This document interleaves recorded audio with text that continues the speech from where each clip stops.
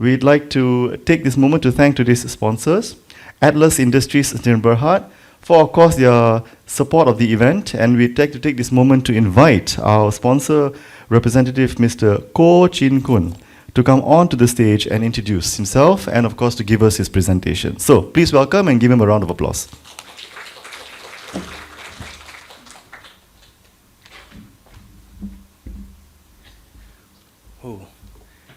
Good morning, everyone. My name is Kor. I'm here today on behalf of Atlas Industries in Berhad, which is also an affiliated company of Kuala Lumpur Kepong Berhad, KLK. Yeah? First, I would like to extend my sincere thanks to Pam for inviting me to speak at this CPD seminar. And just as importantly, I want to thank each and every one of you for taking the time to be here. Your presence shows a shared commitment to building better, longer-lasting structures. We are all here today because we recognize a fundamental truth: waterproofing is critical to the integrity, safety, and longevity of any buildings. All right, I know it's Saturday. Please relax, because our next topic will be SST, quite heavy topic, but this session is all about waterproofing, so just sit back and relax, okay?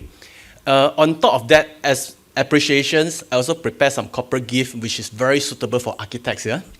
Because we know that we are walking under the sun, go to site inspections. So the corporate gift will be our in-house products by our HQ, which is a super vitamin E, skincare set, and collagens. So during the Q&A sessions, for those who participate, you have stand a chance to draw the lucky draw and redeem the premiums after the sessions. All right? Once again, thank you, everyone. I would like to take some time to introduce Atlas Industries in Berhad. As you can see from the slides, our company established in year 1968 and being one of the oldest Malaysian waterproofing coating manufacturers. Our business focus in OEM supplies, mainly to those MNCs in bituminous segments. And at the same time, we are a real estate developer by ourselves, and we use our product at our own in-house project. Thus far, we have built more than 10,000 units of houses by using Atlas Code products. Currently, our business focus is very much on building and construction waterproofing, road repair segments, sports court and mastics, and some corrosion prevention for metallic structures. And our business is spread over Asia, mainly Asia. The services that we offered is actually toll manufacturing or OEM supplies. In our R&D, we have a joint development and customizations. And not only selling our product, we also provide technical support through product specifications and also some site visits. We categorize our product into 3 groups of products. The first group is bituminous, second group is acrylic-based product, and the third group is other product, where all the cementitious and crystallines is under this category.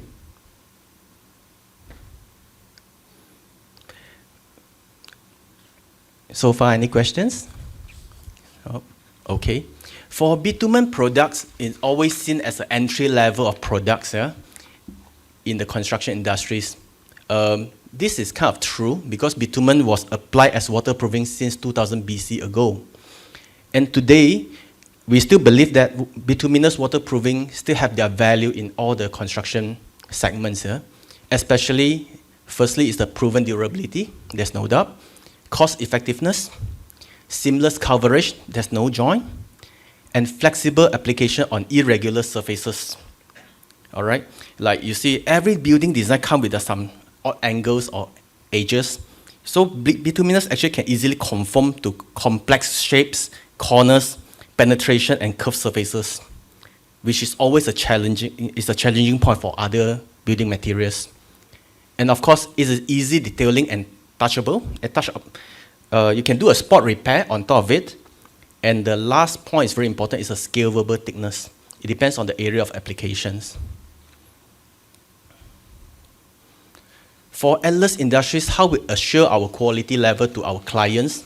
Firstly, we're using premium materials, like example, bitumen supply from Shell, Chevron, ExxonMobil, Synthomer, BASF. And for our rubberized bituminous product, we are using premium grade natural latex from our own plantation, KLK plantation, where at the same time, this type of latex was used in personal care products like condoms, gloves, and so on. And the most importantly, when we talk about water-based bitumen emulsions, we are the only one in Asia who is using natural rosin to emulsify the bitumen, where make this product very, very stable over the time. And this statement was supported by a scientist named Johann Mauler, and he published a paper in 2021 saying that this is the best emulsifier for bituminous products. Because for bitumen product, through naked eyes, you can't see a difference, it's all black. Yeah? So you choose a very stable bitumen emulsion, can give you a good performance for the waterproofings. For Atlas Industries, our company is certified by ISO 9001, and our product is serum tested and verified, and certain product range actually registered with SPAN. And most importantly, we love our customers. These are our OEM customers in hand, spread across Asia. And I would like to take the opportunity to share with you our project portfolio in Malaysia. Just now I mentioned that we have 2 real estate developer firms under our companies, which is KLK Land and Pinji Botanics in Ipoh. This is our project portfolio. We build link houses, Superlink, cluster semi-D. We also build a commercial center. This project is ongoing and to be complete by end of the year. Besides residential, we also build a commercial lot like shop houses. And we also have an ongoing project in Ipoh. It's a 7-story boutique hotel. And this list is showing some of the upcoming projects within our groups of company. Okay, in Malaysia, you may wonder why we just focus within our in-house company, because we are the OEM supplier to many brands in the market, so we try to avoid the competitions. But of course, we try to get more projects from other regions, like in Hong Kong. Yeah. In Hong Kong, it's always built a high-density apartments or condominiums. But I need to admit, it's not all is our projects, because they award the project go by blocks. But we have quite a good portfolio in Hong Kong. And as well as in Singapore for re-roofings. Singapore HDB, they have a requirement to re-roof the flat roof every 5 years. So they have a very special requirement, say that they don't apply cement screed to protect the bituminous. In such, we created another formulation for them, which called acrylic mastic, just a cover to protect the bituminous and enable them to re-roofing every 5 to 6 years. Yeah. From the picture, you can see the gray surface actually is not cement screed. It's an acrylic mastic.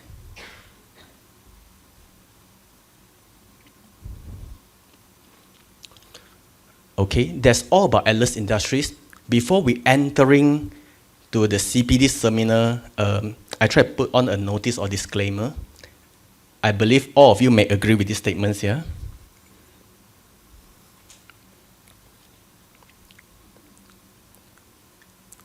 Okay. Although waterproofing solutions are designed to provide long-lasting protections, but they are not entirely permanent. And I believe none of the building material is permanent as well. The longevity of a waterproofing system depends on several factors, including workmanship, material quality, and environmental conditions. And over time, membrane can deteriorate due to issues such as crack, wear, or hydrostatic pressure.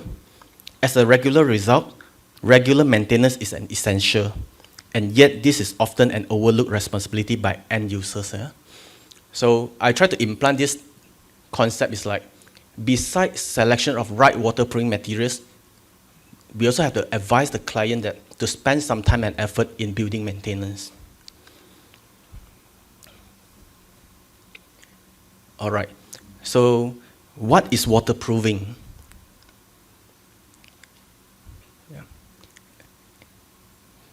Anyone want to try to answer what is waterproofing? Okay. Waterproofing for building is the process of applying materials and techniques to prevent water from penetrating into the structures. Yeah. So this is some very common statement that everybody knows about it. But this waterproofing in every single project cost, right? You can, when you measure the cost in every project, it just maybe just 1 to 2% of the overall project cost. It is very small portion compared to other building materials. But very often, this small little thingy that always bring you a headache, especially after the project handovers. Yeah. I believe if, let's say, you are from the main con or applicator segments, they will frequently receive a complaint from the client, especially on the water leakage.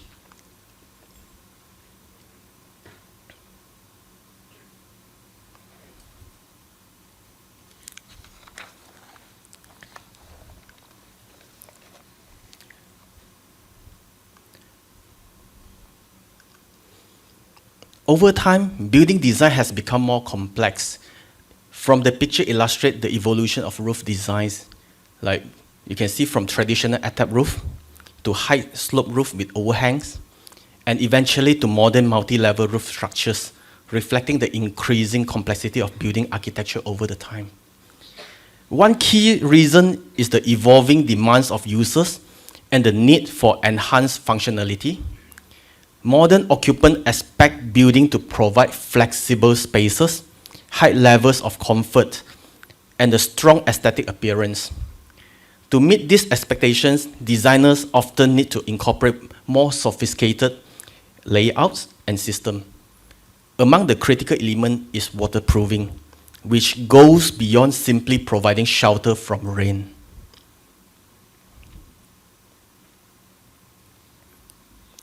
Why waterproofing matters? All right. Studies consistently shows that moisture is the key cause of construction problems and account for 75 to 80% of structural faults in buildings. Waterproofing is critical components of construction that safeguard the building against water-related damage, such as leak, mold, corrosion of reinforcement, and structural deterioration.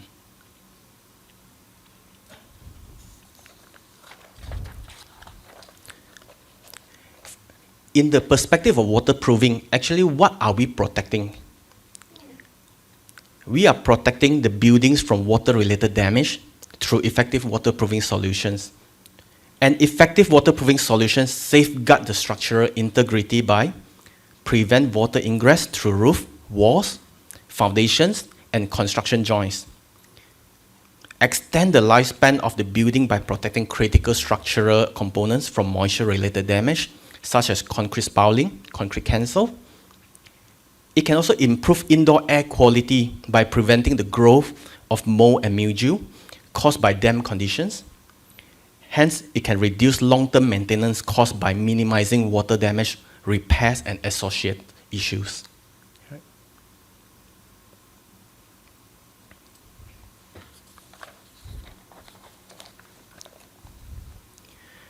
There is a wide range of waterproofing materials available in the market.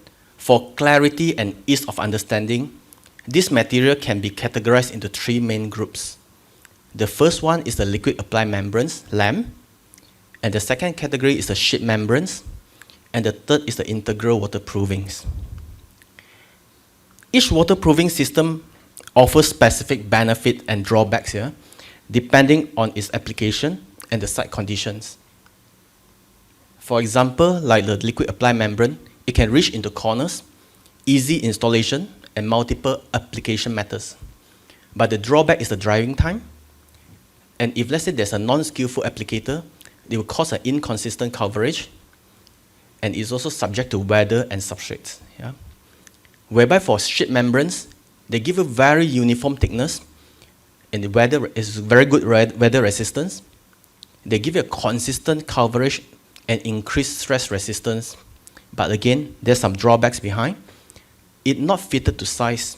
You need to maybe have to trim it, to customize it, to fit the size needs. And we need to pay special attention to all the jointing and overlapping. And of course, it requires high-skill applicators. For integral waterproofing, generally you can say that it's a crystallized. Yeah? It's easy to use, it's a self-healing, time-efficient, and suitable for positive and negative side of water pressure, but it also comes with some drawbacks, like does not treat joints and transition, cannot fill cracks larger than 0.5 mm, and it's also sensitive to the dosage rates. Yeah. So in such, we can say that there's no perfect waterproofing material available on the market. Its effectiveness, it depends on how appropriate it is selected and applied according to the specific situation and requirements.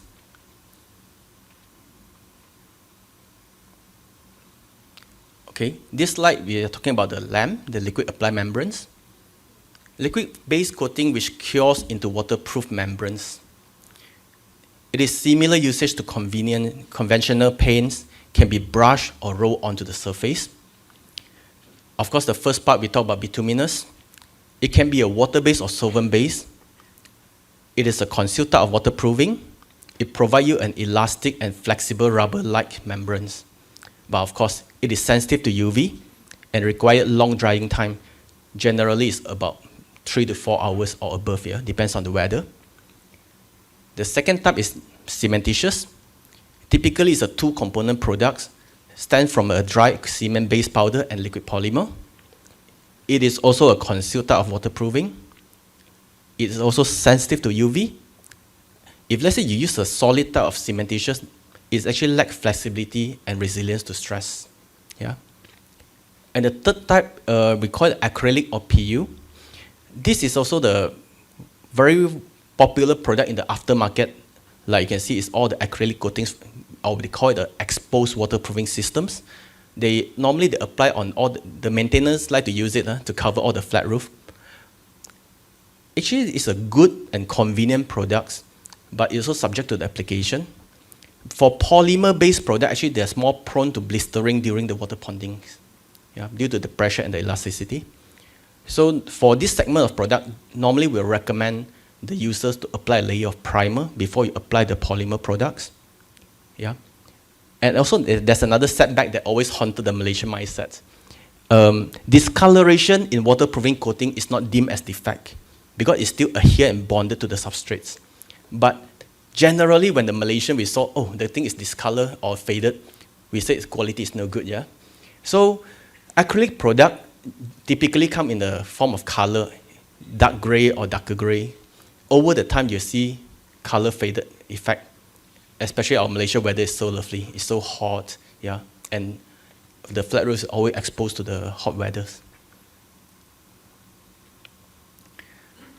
All right, now we talk about the sheet membranes.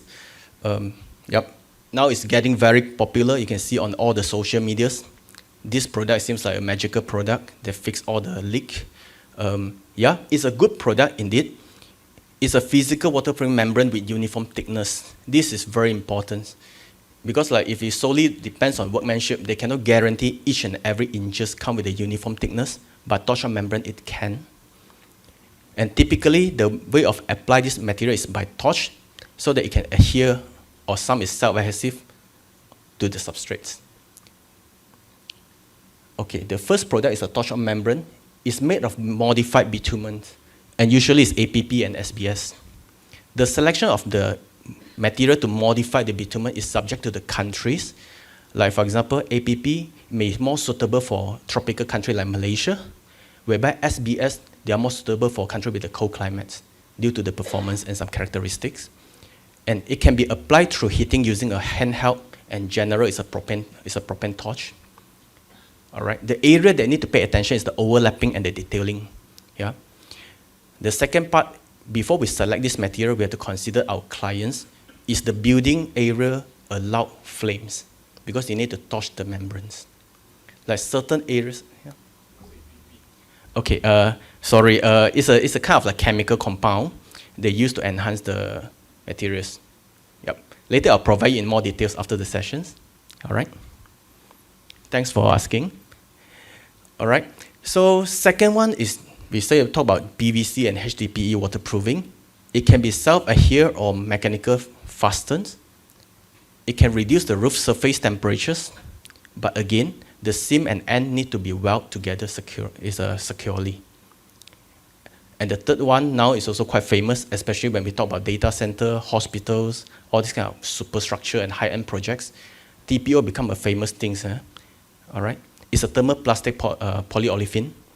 It can be used in a pre-applied waterproofing system as well, before the concrete is laid, all right?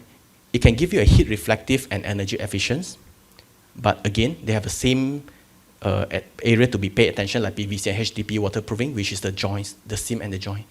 Yeah. All right?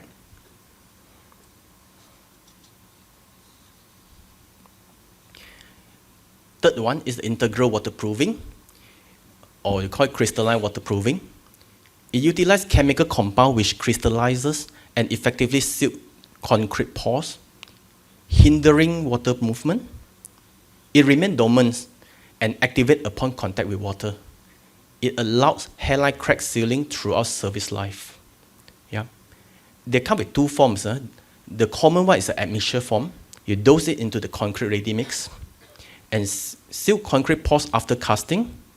The dosage is able to accommodate low and high strength concrete, and it is easy application. We have to dose into the ready mix truck during batching.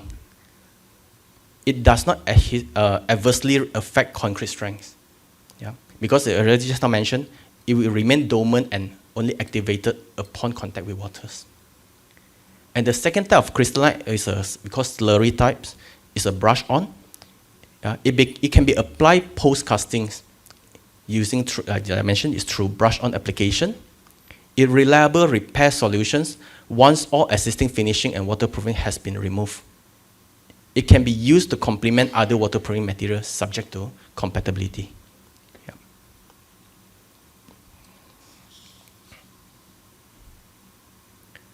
All right. Next, we'll talk about the common waterproofing areas.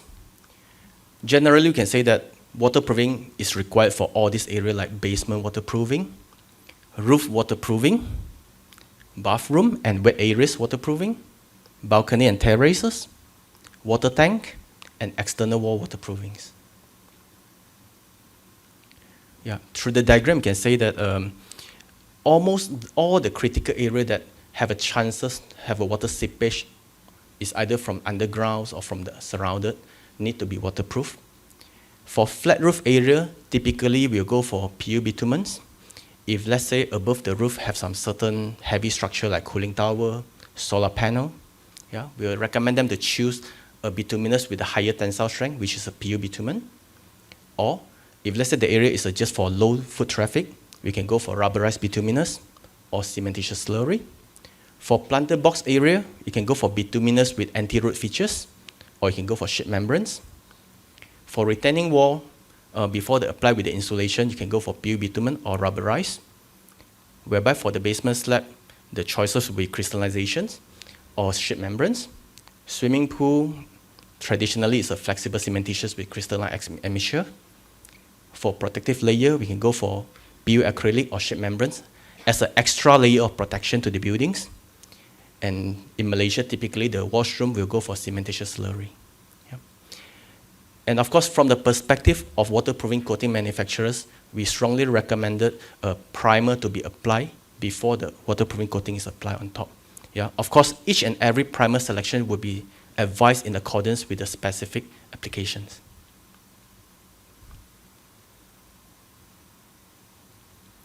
So this table actually gives you an overview of the material selection of each area.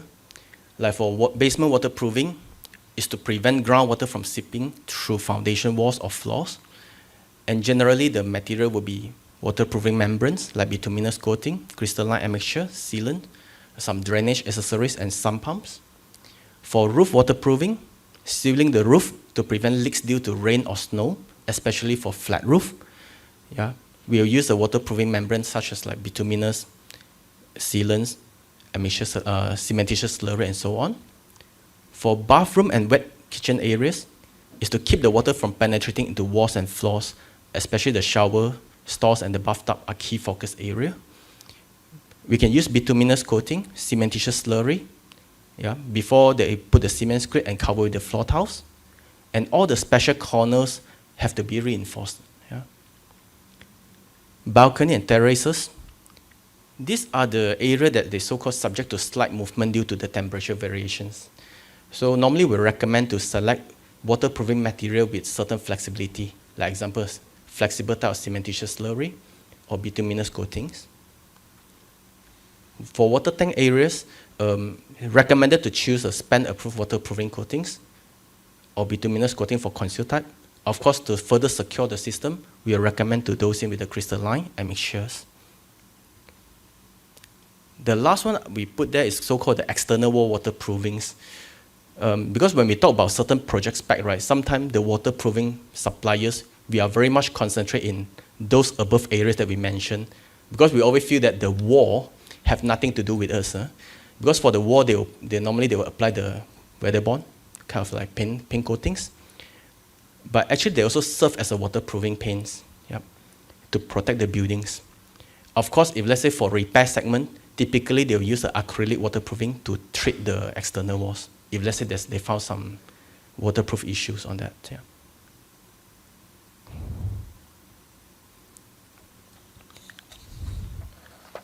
All right. So today I'm here representing a waterproofing manufacturers. I face my clients, and I always receive a frequent asked questions. Would you like to guess what is the question that I always receive? That will be the second one.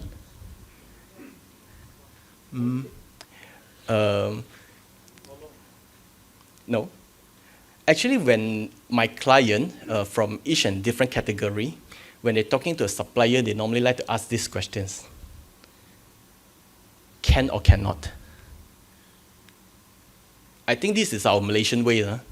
Like we speak in Cantonese, we say tak tak, or Hokkien we say esai bo, or Malay we say boleh ke tak. I think this is because of our culture. We are so get used to it. But I just want to emphasize a little bit. When you talk to a supplier, try not to ask can or cannot. I'm a supplier. I want to do your business. To me, every answer is yes. Am I right? If I say no, then I say, oh, it's okay, thank you, please come again. But if I say yes, I have a chance to further discuss with you on the more detailed parts. Yeah? Why not we just try to switch the way of questioning a little bit by asking, is it suitable? Like just now, I emphasized a few points. There's no perfect waterproofing materials available in the market. Sometimes when I go back to my house, right, I look at my kids. He play Lego. It's like a bricks, isn't it? I buy him this Lego set, it's a car. But at the end, he give me another things. It could be a house, it could be an airplane, or it could be other things. So all the building material include waterproofing materials, have their own characters, have their own strength and weakness. There's no perfect materials. That's why when we consider about the waterproofing solution, I would encourage, especially like our friends, architects, try to ask from the perspective, is it suitable to be applied for my projects? Yep. Okay, just like I said, they always ask me can or cannot.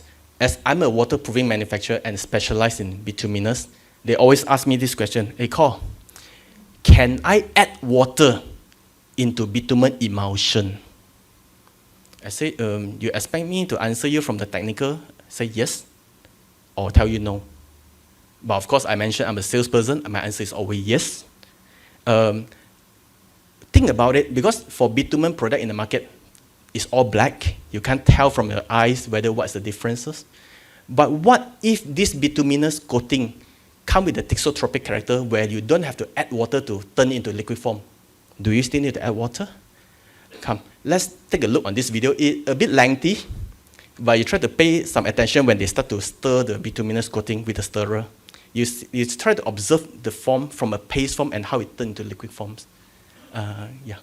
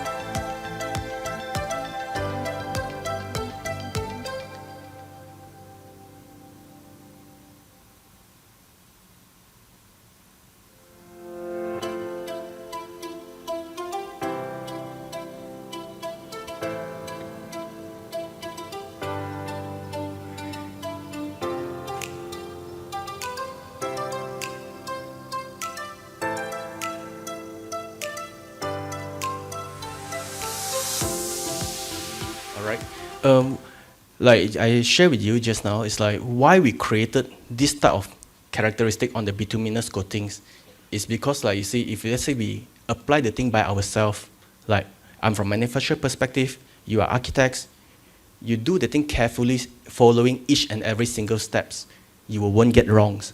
But when we supply the material to the sites, and you know that the worker, technically they are all foreigners, if let's say they dose in water, what they do, are they measuring the water, 10%, and put into the pail accordingly? Or they just put the hose and turn on the tap and walk away? Yeah? Because we observe most of the time, they dose in more water than your recommendation. Of course, in terms of workability, the thing getting thinner, you can roll on faster, you can finish the job faster, but is the waterproofing performance still optimum? It is subjective, it may not. It depends on your luck sometimes. That's why we created this characteristic to safeguard the performance of bituminous. All right?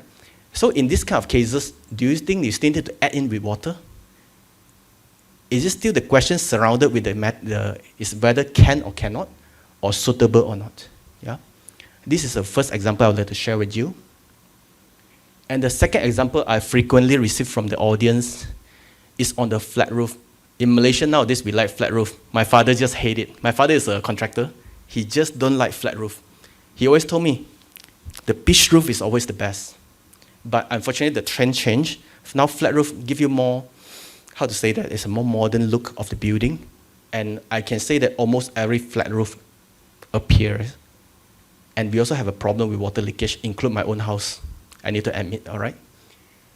So they always ask me, say, Kor, shall we go for bituminous or cementitious? Again, my answer is, both answer is yes, you can use. You can use both type material at flat roof. But we have to consider about our Malaysia weather. It's so lovely. Who don't like Malaysia weather? I think we like here, right? We always have summer all the time. The temperature, it could have a drastic change from very hot, and after a heavy rainfall, and the sudden temperature drops here. So you just imagine the substrates. If let's say the substrate, the waterproofing, and the cement screed are all cement-based products, and we know that cement have a tendency to crack. Even though it just maybe say that 1%, they still give you 1% of chances to crack and leak. That's why normally we will recommend for area that exposed to very high temperatures, we say why not you go for bituminous. At least bituminous is a seamless kind of coatings, and it form a layer of membranes. All right? That's why when it comes to material selection, actually it's not about can or cannot. It is about suitable or not. Yeah? All right? So the next one, we're talking about how to select the materials. I think it reminds me 20 over years ago when I was in constructions. I don't have Google, I don't have YouTube, I don't have literate notes. I only have a stack of paper, and my senior always say, you go to site and try to understand by yourself. So when it comes to material selection, it's always make me headache. And most of my time, my grade started from this point. Yeah. What makes yourself so difficult? Just ask an expert. You see, like nowadays, information is so transparent, and especially we say that now every business segment be hunting for business. And when you look around all the suppliers, they beside the salesperson, they have a product team, their specification team. Why not we utilize them? Because that is our duty to advise our clients, to give them the solutions. Yeah? We have to solve the problem together. So please have a look of this animation. It's not my company, but this animation, one of the slogan I feel is kind of like interesting. Have you ever designed a beautiful building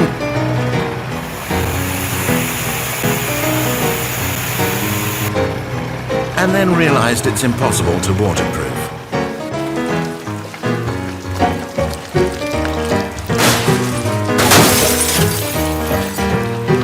Involve an expert from the beginning. All right. Do you hear the keywords? Precisely. Would you please allow me to pause for a little while? Because just now we have a few audience actually throwing me questions, and I forget to do one very important thing. Give me about 1 minute.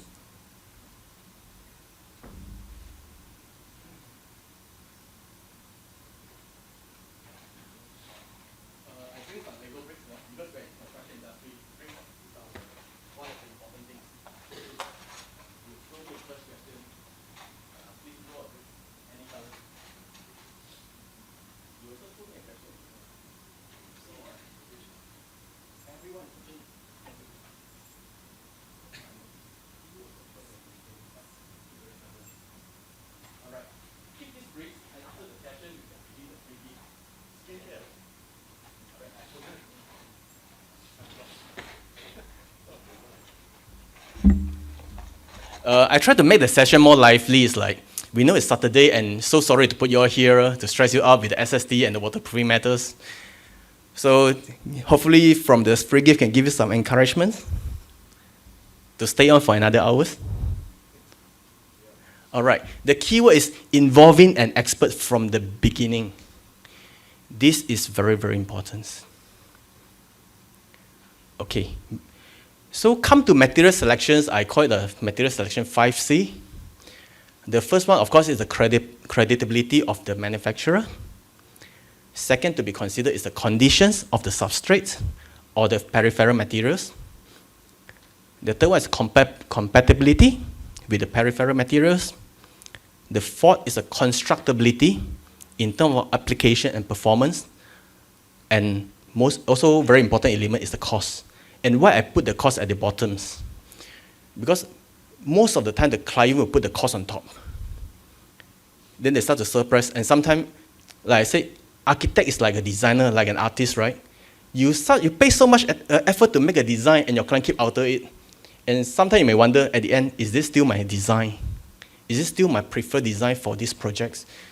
But we try to educate the users. It's like, I know cost is very important, but let's think about other component which is more important on top of the cost. Then see how can we manage. Yeah. And have you heard about these terms called waterproofing design partnerships? It's not created by me. I mean, it's not created by me. Yeah, but this is a concept that widely applied in UK. You can see from the client, the professionals, the suppliers, and the applicators. They try to put every parties together from the beginning stage so that they can form a very robust waterproofing solution for the design of the building. Like I quote myself, for example, not all the time I get the chance to participate since the early stage. Yeah, and sometimes they come to me because Atlas is not famous. When people come to me and say, hey, can replace? Again, you see the question is can or cannot. Then, got cost saving or not? I say, you're talking about solution or you're talking about cost savings? Yeah. So I will encourage, let's put all the things together from the beginning, involving each and every parties together to avoid some dispute that potentially to happen. It's because I found that actually all the factors are interrelated. Like example, client needs and design. Then the site characteristic and our climate. How about the budget? And the type of material and the workmanship. Yep. So these are all the areas we should put together and form a so-called design partnership in the early stage.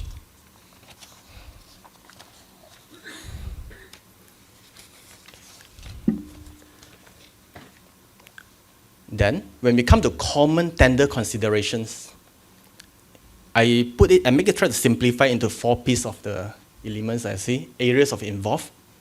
It's important to identify areas involved in constructions, determine the substrates and the substructures, superstructures, roof and exposed areas. We have to think about the product suitability. Is it recommend product which is suit the client needs? Product type must be suit the situations. Choice must provide peace of mind. Then we talk about specifications. We must provide a comprehensive specification, including coverage and measurements, shop drawing to illustrate the system, so that the contractors they can understand how to carry out the jobs. And we need to identify the risks. Example like water retaining structures. Is there high traffic areas? how to complement and adapt the solution as necessary. Yep. I believe all of you is very familiar with this kind of like situation, like superstructures, substructures. But sometimes we may overlook, we always think that substructure is not heavy foot traffic. Yeah? Who knows? Certain client may have special needs on certain areas. It may go against your common understanding. Product suitability. The picture is actually our own buildings. When we go for solar, then we think about what shall we apply on top? Shall we go for torsion membranes or shall we go for PU acrylics? Yeah, we have to study and see what's the pro and cons and suitability. The second picture is showing the underground water tank. They have a high water influx. Then what kind of solution shall we use? Is it crystallization is enough or shall we add on additionals? Yeah. The key takeaway is the choice of product may be dependent on site condition and structural limitations. And of course, just now we touched on the specifications. For best practice, specifications should be a plug-and-play documents by including shop drawings and required dimension on detailing, upturns, angle filler, pipe treatments. We can reduce the chances of introducing weak points. This is very important because for waterproofing piece of things, right? After you've done the job, you can't see from your eyes. For example, bituminous or cementitious slurry, you need to cover with cement screed. At the end of the day, you see the cement screed, but you can't see the waterproofing coatings. Is it really performed up to your expectation or not? Yeah. So we have to ensure the applicator carry out the job accordingly, follow your instructions. We also have to analyze the risk. Like you can see the underground water tank, the chances of water infiltrations from within and outside the tank, what we have to do with the internal treatment for the water tank. Yeah? For swimming pool, water leaks always occur. Yeah? How can we treat the things and how we can avoid the risk of all these kinds of areas. All right, this is some case study from our actual sites. And you can see the title is an aging palm oil refinery in Selangor. We took over this plant, and when we go up to the flat roof, I almost fell on the ground. There's some genius, I shared with Mr. Lim, say that they bore the substrate with holes, enable the aircon hose to penetrate through. Leak or no leak? But I respect this contractor because they are so passionate to bore the holes. You know that's not easy to bore the hole through the flat roof, right? So end up to treat this condition, we have to remove every single thing to the bare substrates, and we have to use unusual water treatment kind of methods, like we have to seal the cracks. We use a bituminous, we use a cementitious. On top with the bituminous, only we cover with cement screed. Then of course, at the cement screed, we treat it again. Yeah. And this is a shopping mall in, if I'm not wrong, it's Port Dickson. This shopping mall was built in 1998, and the whole roofing is cracked like crazy. The client said that he don't want cement screed anymore because otherwise it's very hard to re-roofing. So we recommend them with the Singapore style, bituminous, and cover with the acrylic mastic to protect the screed. So that in future, if let's say they want to do the re-roofing, they can process easily. They don't have to hack and remove all the screed. To me, of course, this method will be slightly more expensive because you replace the cement screed with the acrylic mastic. Yeah. But if let's say for long term, for maintenance perspective, if let's say the client feel that this is give them more advantage, they'll go for it. Because like for the next round when they do the re-roofing, they don't have to hack the cement screed. They don't have to remove the cement screed. Yeah. Low foot traffic. Yeah, because this type of method is good for maintenance, but it comes with a disadvantage. Is like beneath is still bituminous, under hot sun it will be softened. So when you step on it, they give you a soft feeling. Yeah. So normally we do not encourage them to go up to the roof unless necessary. Yeah.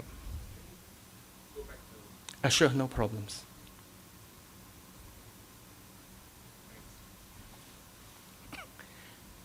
Right. Okay. This is also a commercial project. It's a shopping mall. When we come to the open car park, I think it's commonly you can see all the open car park in the shopping mall. And if let's say you get down from your car, you walk around, do you observe that the open car park, the surface is always cracked? Yeah. Of course it will crack, right? It's a cement screed, and moreover, the car is trafficking on top. Crack or not crack? Certainly it's cracking, right? So for the solution, actually at the beginning, we proposed to apply a PU solvent base, where it gives you a very strong tensile. If I'm not wrong, it should be around 4 point something tensile strength, and with reinforcement, so that if let's say the surface crack, whereby the waterproofing still intake, yeah, you can secure buildings. Of course, in this project, we face an interesting scenario because I put the PU solvent. The client tend to ignore the solvent. Yeah? It's all PU, and there's one brand come into picture say, Mr. So-and-so, if you're using my solution, you'll save 1 million ringgit. Then I say, what product are you propose? I take a look. They propose PU bitumen. PU bitumen tensile strength is 1.0, typically, with reinforcement. Yeah. So 1 versus 4. So this is also some area that sometimes the client may get confused. They may not know in detail about the building material. Hey, say, hey, also PU, what? Why your one more expensive? Yeah. So these are all the key elements that we have to bring up to the client attention. Like you design this area with this purpose, and you have to expect what will be happen over the time, and what is a solution you can apply to reduce your maintenance costs in futures. Like just kidding with this client, say you build a few 100 millions commercial centers, you want to save 1 million? I say, if let's say really go for that option, it's your choice. Yeah. Okay, this is also a service apartment in Selangor. We do the waterproofing for the pool deck. We have to, because this area is, you know that it's a swimming pool area, so we choose PU bitumen with a good tensile strength. Yep. We do not propose the normal rubberized bituminous for this area. So the key point here is like, normally we will discuss with client, is it necessary to go for this type of material selections? Say, for example, I always kidding with my client, it's a patio roof, it's an aircon lash, do you need PU bitumens? If you have the budget, I don't mind. I can generate better sales amount. Yeah, but if not, maybe you can go for rubberized bituminous in patio roof, in aircon lash. Then we spend a little bit more budget on the car porch area. Yeah, so this is also very important because every material selection will determine the project cost at the end. Yeah, so the client have to understand why we choose this material, why you decide to do so and so onto these areas. All right. So this is a residential link houses. All right. After we do the conventional bituminous system, it's a concealed system. The cement screed is exposed. And the client said they want to give the buyer a better appearance of cement screed. Cement screed, right? How do I give you a better appearance of cement screed and slightly more protection? Again, we go for acrylic mastic. Yeah. So it gives you a so-called dim as slightly protection to the cement screeds, and they give you more uniform colors compared to the cements. Yeah. No. For this item, acrylic mastic, it may not stand so much of UV. If let's say you want to have a better so-called UV resistance, you may go for the PU acrylic or acrylic type of products. Yeah, normally they're undergoing the URI test. Okay, if let's say in terms of bonding, the adhesion to the substrate, we are very confident it can last more than 5 years and above, but discoloration is unavoidable. In this kind of scenario, normally we advise the client try to choose natural color, like a beige or gray color. Don't go very fancy, like go blue, go red, like a tennis court. You're going to see the effect in a very short time. Yeah. Okay, so the topic seems like getting a little bit heavier. What is the common root cause of waterproofing failure? Okay, of course, the first point we say that is a poor design and installation. Inadequate planning, incorrect materials, or poor workmanship can lead to waterproofing failures. This one is undeniable. Second one is the complexity of wet areas. like bathroom, kitchen, balconies, often present complex challenges for waterproofing, it requiring specialized knowledge and techniques. And as we know, waterproofing is labor intensive. Most of the failure is due to poor workmanship. Yeah. And the third one is the use of inferior materials. Using low quality materials can compromise the integrity of the waterproofing system. And the last point I mentioned is lack of maintenance. Regular maintenance is crucial to ensure the continued effectiveness of waterproofing systems. I like to put this as a first because most of the water leaking issue come from flat roof. Yeah. Flat roof is one of the most vulnerable parts of the building when it comes to water infiltration. Diagnosis of flat roof waterproofing issues may not be straightforward. Like example, you see the leaking point. Is the water really leak from this point, or they come from another side? Yeah, it might be due to the failure of the roof components or shortcomings of the roof constructions. I see some cases, especially in the renovation, for the house renovations. I point this to all the Chinese clients. Like Chinese, when they buy the house, they like to alter or redo the car porch. Come with a very fancy design, some with I don't know, it's a tando or something.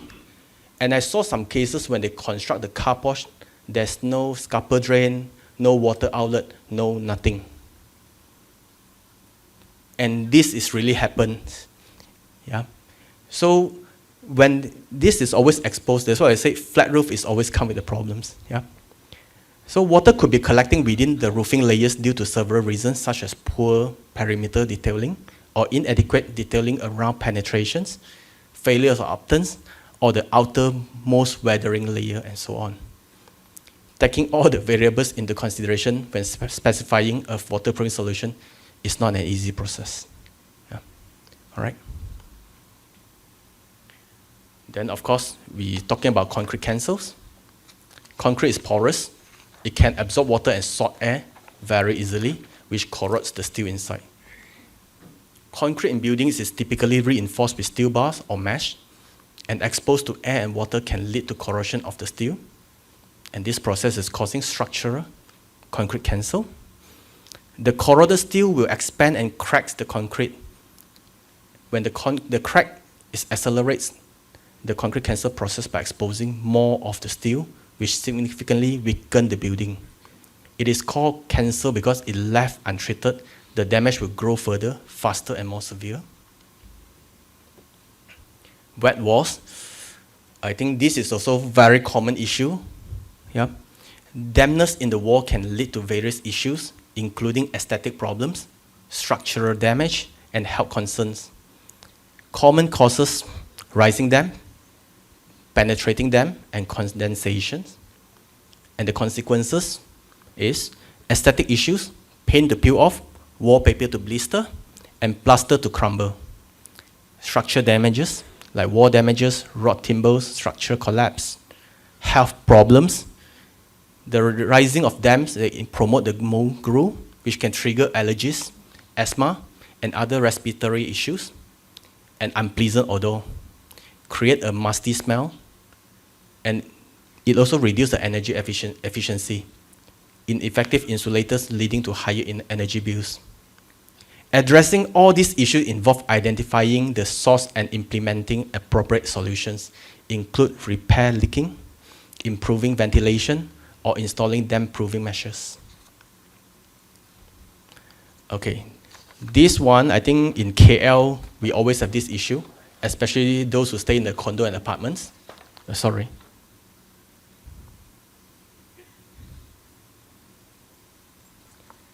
It seems like the problem caused by the level above. Nothing to do with me. It's other people's problems. In multi-level buildings, the higher floors can cause issues when it comes to waterproofing failures. The top floor level can experience waterproofing problems from rainwater puddles forming on the roof, and flat roof can especially collect excessive rain that leads to leak and eventually damage the structure of the building. Defective plumbing can also lead to the waterproofing failures. In KL, PJ area, especially in condo, you always complain, my leaking is caused by my neighbor, and I raise a lot of complaint and they don't attend to it. They make it so miserable, right? Yep. And the last part will be the installation. Incorrect installation methodology can lead to leakage issues. Incorrect waterproofing causes the building to be degraded much quicker due to the moisture build-up. Balconies and windows are frequently prone to waterproofing issues, and so waterproofing of these areas need to be done with extra care. Incorrect installation also includes using the wrong products and insufficient substrate preparation. Poor preparation such as before the waterproofing membrane is applied, they didn't clean out the substrates, they didn't remove the oil stain, and so on.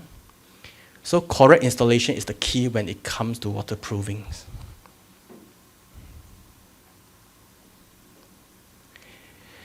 All right.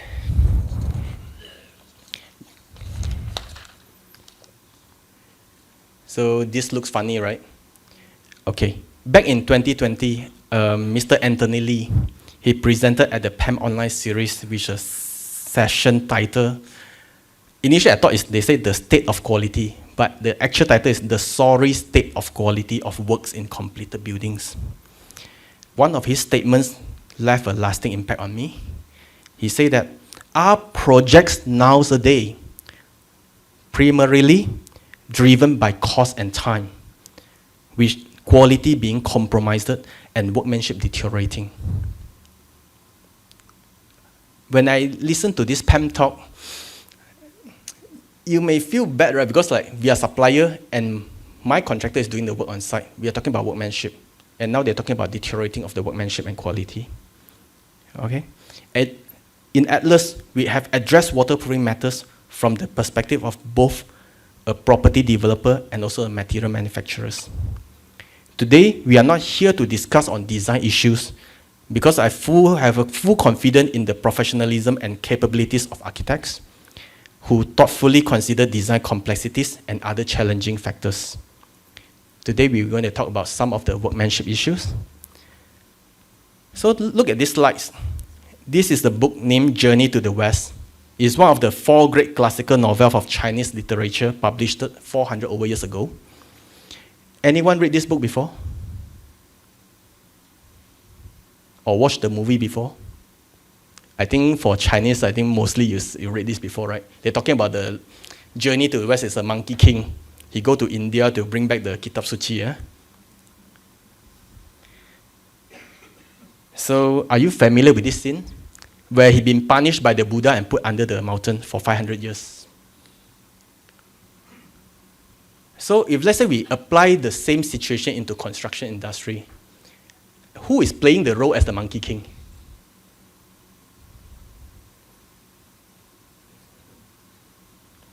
Client is always at the top of the pyramid. The professionals include architects and engineers, main con, and the waterproofing applicators or the subcon, they always feel that they are the monkey king, the one that been punished, that been penalized. And of course, the monk will butcher the prayers. Big peanut, you get big monkey. Small peanut, you get small monkeys. So before we talk about workmanship, now try to put yourself in the perspective of an applicator or a contractor. Before we talk about workmanship, you have your own workmanship. All right. One hand is material cost. One hand is the labor cost. And labor cost is the one that generates their profit. Will they sacrifice their own profits? If let's say their waterproofing costs have been suppressed by the clients? This picture shows you the same but different factors. Kopi O Gao and the Kopi O Kosong. It may be some certain similarity of color, but the ingredients are different. All right? So this is sometimes may happen in the industry. And of course, this guy is named Bob, right? We like the slogan, he can build everything. If you spend a little bit more or choose the right material, you get workmanship.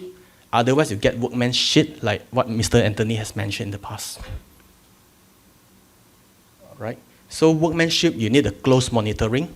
The applicator has to work closely with the COW, the main con site, and report promptly to the suppliers so they can liaise with the architects and the clients. All right. Okay, so we're talking about the common failures of waterproofing. I'm going to skip this part. I think we'll jump into some of the actual site condition. I'll skip this part. Okay, I call it the NG scene at the site. Do you see what's the problem of these waterproofings?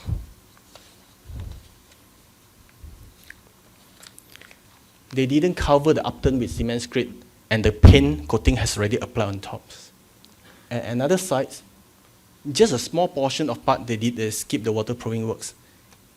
It might or may not leak, but it become a potential weak point for the buildings.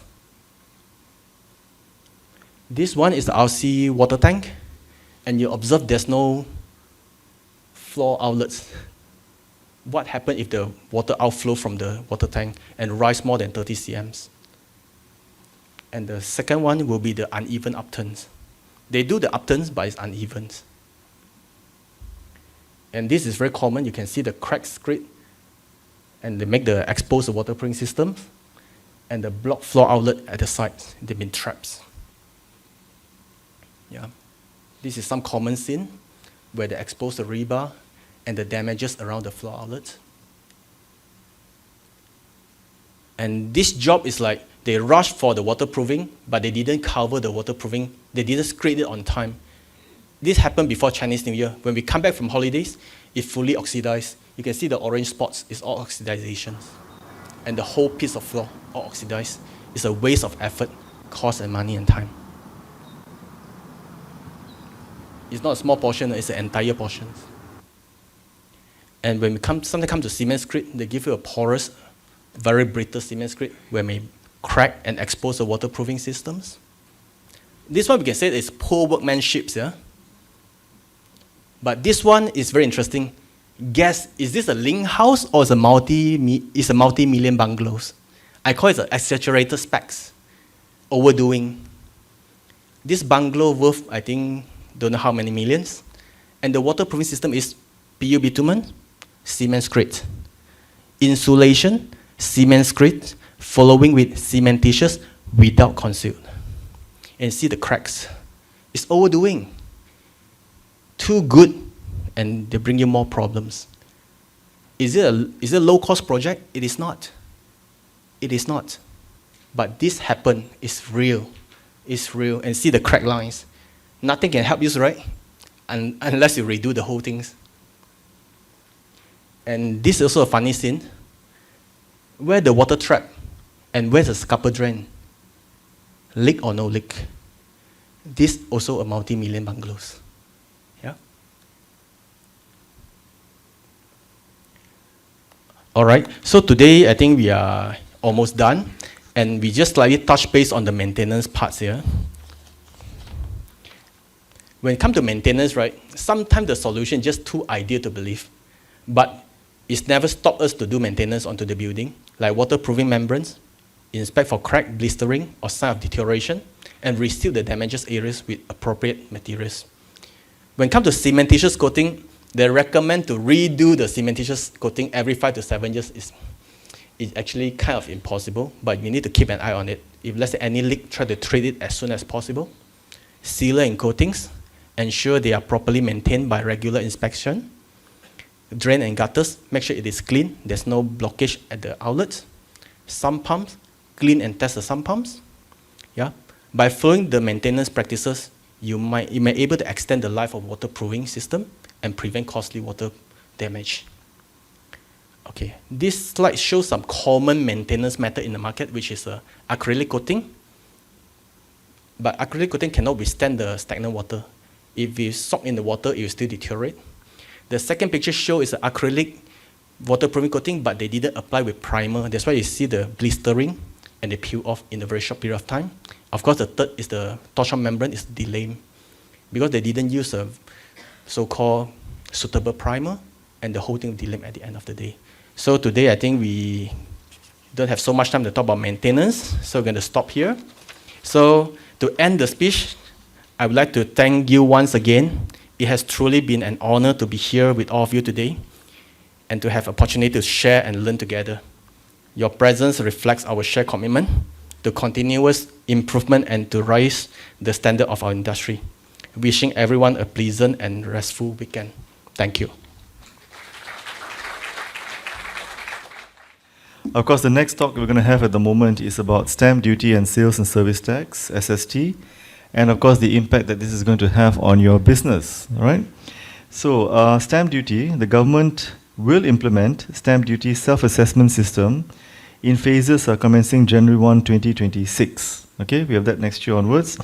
And currently, duty payers submit instruments and pay stamp duty based on the assessment notices issued by the IRBM. With the introduction of SDS, however, duty payers will have to self-assess, and this has significant impact on duty payers.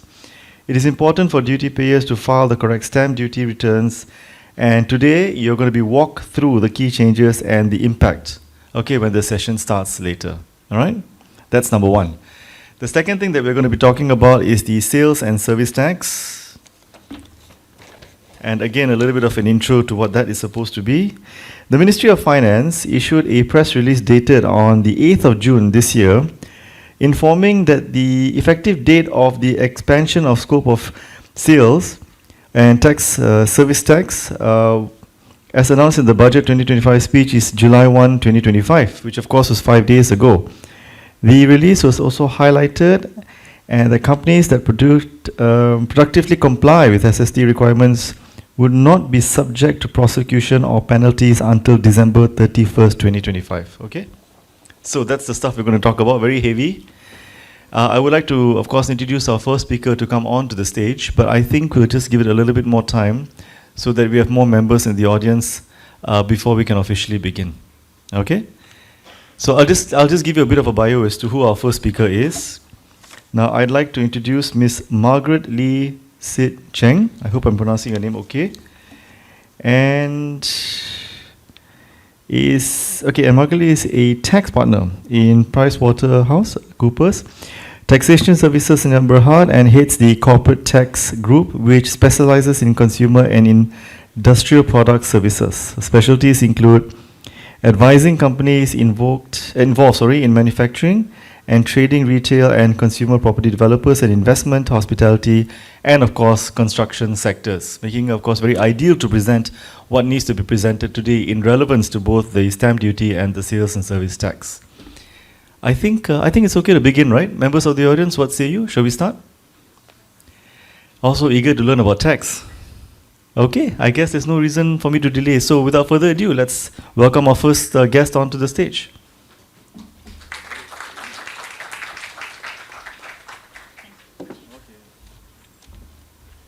Good morning to you all.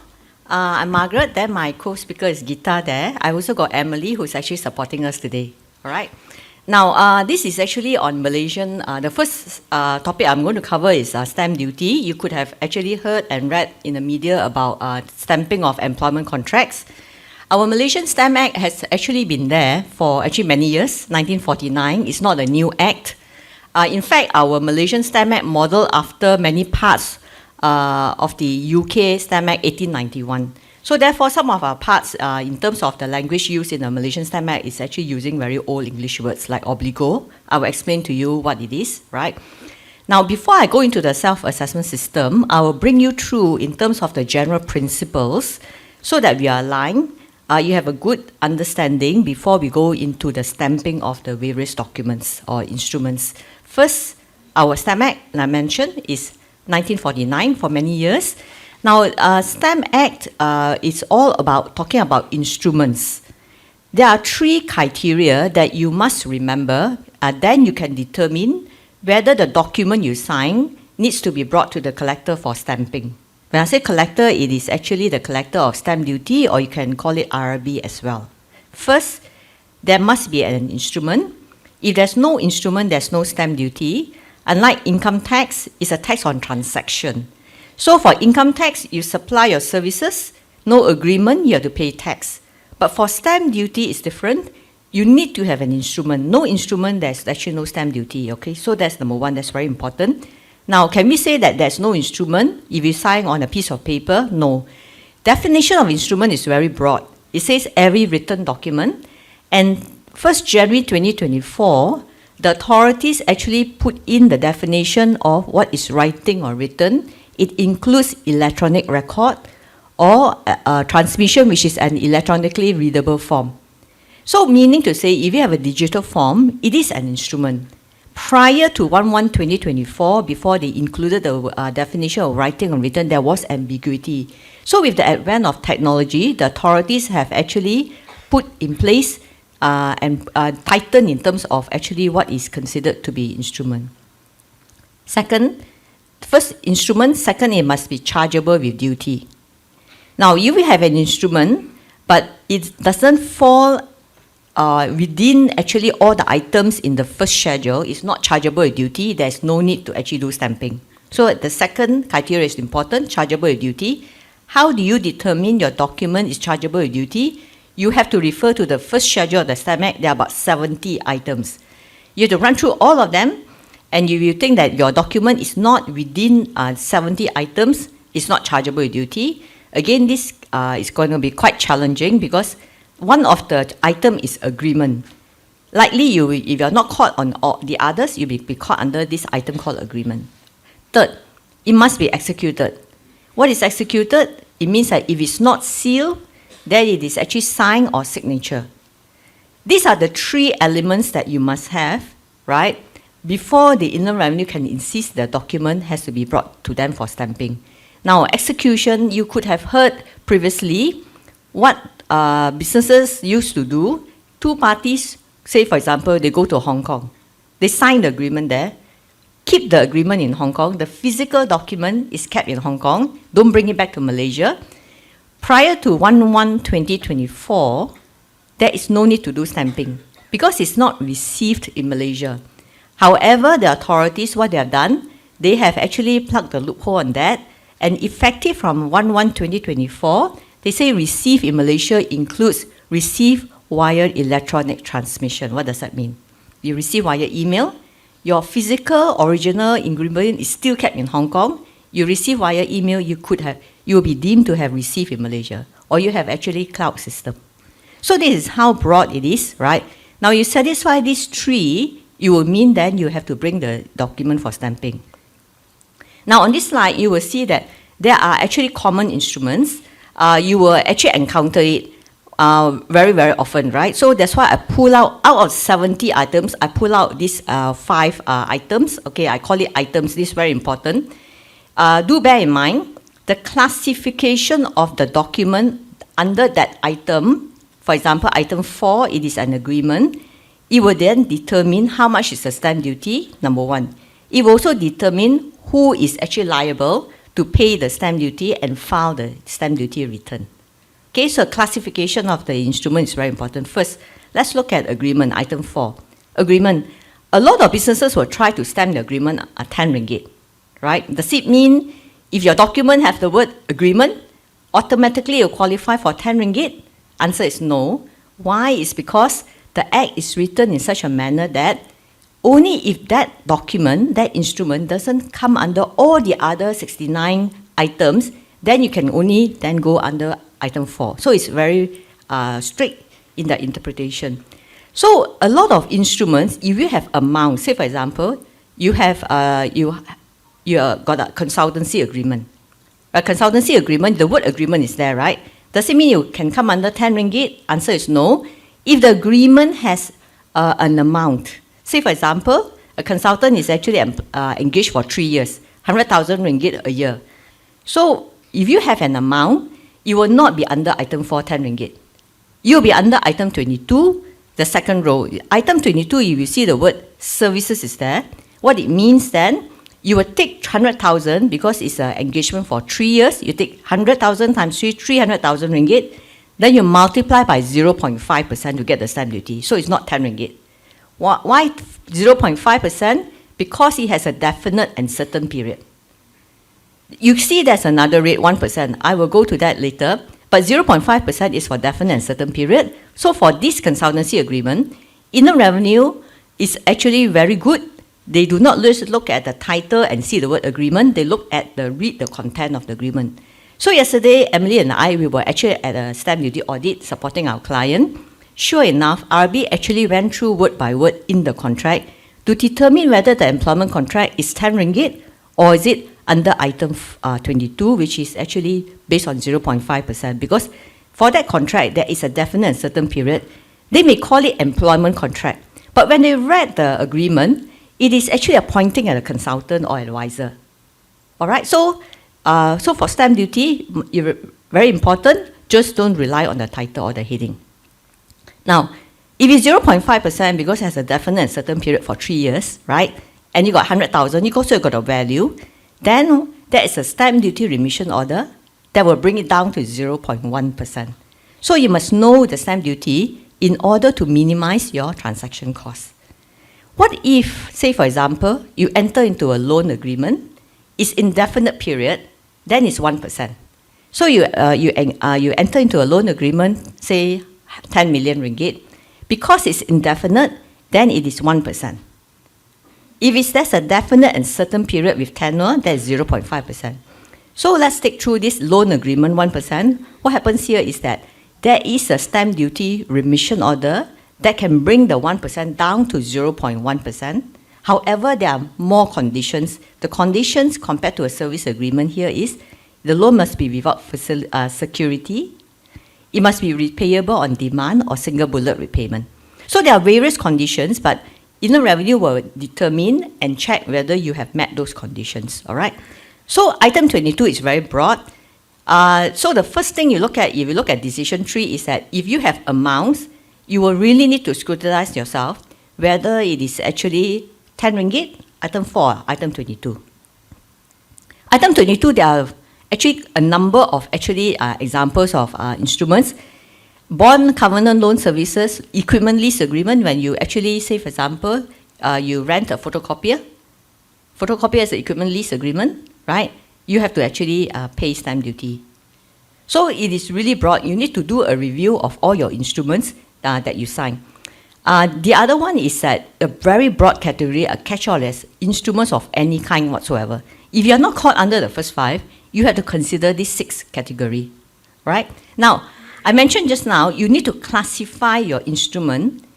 Very important, if it's item 4, the employment contract, item 4, you have master-servant relationship, right? Then it is item 4. Item 4 will determine the stamp duty, which is 10 ringgit, and also the person who is liable. If your instrument come under item 4, the person who is liable to actually pay stamp duty, it is actually the person who first signs the agreement. All right, so we take through employment contract. We work out the 3 criteria. First, is it an instrument? Remember an instrument? An instrument is if you look at the definition again, just to jog your memory, is every written document. Is an employment contract a written document? Yes. So you take the first box. Number 2, is it chargeable with duty? So if you have an employment contract that has a master-servant relationship, it will be chargeable with duty under item 4, that's 10 ringgit. Third criteria, is it signed? It's signed, right? So employee signs. Then under item 4, the person liable is the person who first signed the agreement, meaning the employer. So that's why all employers, they are asked to actually stamp the agreement, especially with the release of the RB media statement issued on 6 June. What if it's item 22? Who is liable? Is it the person who first signed the agreement? Answer is no. It is the person who actually makes the payment. I call it obligo, based on the Stamp Act, right? Obligo is the person who makes payment. Consultancy agreement, who makes payment? Is a customer, the service recipient, not the service provider. So when you go for stamp duty audit, we supported a client on the stamp duty audit. Inland Revenue wasn't familiar as well, because currently, whoever submits instruments, they will just receive, Inland Revenue will receive the instruments, they review the issue assessment. They are not really concerned who pays the stamp duty. But when it comes to self-assessment system, even now, if you're audited, you need to know who is liable to pay the stamp duty. It is not the service provider, if there's actually value, all right? Now, if there are no value, sometimes they may engage a consultant, they may give charge-out rates. If they give charge-out rates, say for example, say 1,000 ringgit for an hour, say for example, there are no values.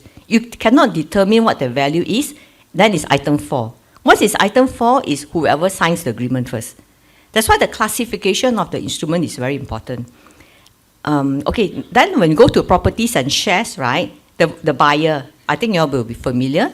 Properties by 32A, shares will be actually 32B. Now, properties for stamp duty is not just real estate, it is immobile and movable properties. What are movable properties? That will be if you buy a business, there will be actually, like, for example, your debts, goodwill, accounts receivable. Those are all movable properties that are subject to stamp duty, and it covered under 1 to 4%. There was a recent case law, federal court case, that says that asset purchase agreement was a conveyance on sale. Even you buy plant machinery, office equipment is subject to 1 to 4%. All right. Now, the last one is tenancy agreement. It is lease for immobile property. What happened here is that if you have a landlord and lessee, tenant, right, the tenant is the one who is responsible to actually pay the stamp duty. In practice, landlord does the stamping. So if the landlord does the stamping, no issue if they stamp it correctly. But if they don't actually, say, for example, stamp the document correctly, the penalty will still go back to the tenant. So this is actually an important point. This is the media statement I was talking about. Now you can see, right, if the actually for the media statement that was issued on 6 June 2025, there were 3 categories that the Inland Revenue actually clarified. The first category is like for employment contracts finalized before 1 January 2025, they are exempted from stamp duty and late payment penalty. I think the FAQ or Inland Revenue online actually, FAQ just came out. They actually clarified that even though they're exempted from stamp duty, you still have to submit the documents for actually to get the exemption cert. I'm not sure whether there will be associations that will actually make some representation, because how long do you go back, right? I mean, in terms of all the actually old employment contracts. That's one. Number 2 is a second category is that contracts are finalized from 1 January 2025 until now. The late stamping penalty will be waived, but you have to pay the stamp duty. So meaning to say, if you want to comply with this actually media statement, right, you will need to make sure that you actually do all the submission as soon as possible after June, comply with 30 days deadline, your penalties are waived. The guideline did say that if the instruments are actually stamped before 31st December this year, then you actually get the waiver, right? Now, the third category is for self-assessment system, which is actually next year. Now, I'm not sure whether any of you have been visited by the RB. There is actually a stamp duty audit framework. Now, self-assessment system, what is self-assessment system? Maybe I just digress a bit. What is self-assessment system? You all would have filed your personal tax return, right? Now, personal tax return, what is it? It's a self-assessment system as well. If you report your income to be, say, for example, your salary usually, that field will be populated already, because Inland Revenue has access to your employment details. Usually when you go into your tax return, even you don't do anything, your salary is generally there and usually is correct. Now, what if you rent out your condominium, say 1,000 ringgit a month? 12 months should be 12,000, but you were actually careless. You only put in 10,000 ringgit. Inland Revenue is not going to do anything, because when you actually submit your return, right, you will submit 10,000, Inland Revenue will not check. That's number one. At the point of submission of your tax return, what happens is that it's deemed assessment. So meaning to say you claim relief, you want to claim 1,000 ringgit relief, but actually you don't have receipts. You just want to maximize your claim and say 1,000 to bring down your tax liability. All these things you can do upon submission. This is what I call deemed assessment. Now, what happened here is that when it comes to, when you file your return and the system will auto-calculate balance of tax payable, maybe 1,000 ringgit, you just pay, right? You don't wait for notice of assessment. That's what is self-assessment system for personal tax. When it comes to stamp duty, now we are not under self-assessment system, you're under official assessment system, meaning to say that you actually lodge your instrument through the stamps portal, Inland Revenue will check your instrument. They will tell you, is it right or is it wrong? They ask you to correct it. Self-assessment system next year works like personal income tax. They will not tell you. If you think it's 10 ringgit, you go and submit under 10 ringgit, penyataan right? 10 ringgit stamp duty. Later, they will come and do an audit. The same as your personal tax return. Your 10,000 ringgit rental income supposed to be 12,000. There is a shortage of 2,000. Inland Revenue will issue an additional assessment. They will also impose incorrect return penalty. The same goes for stamp duty return next year. You think it is 10 ringgit, but after the calculation under item 22, it is 500,000 ringgit.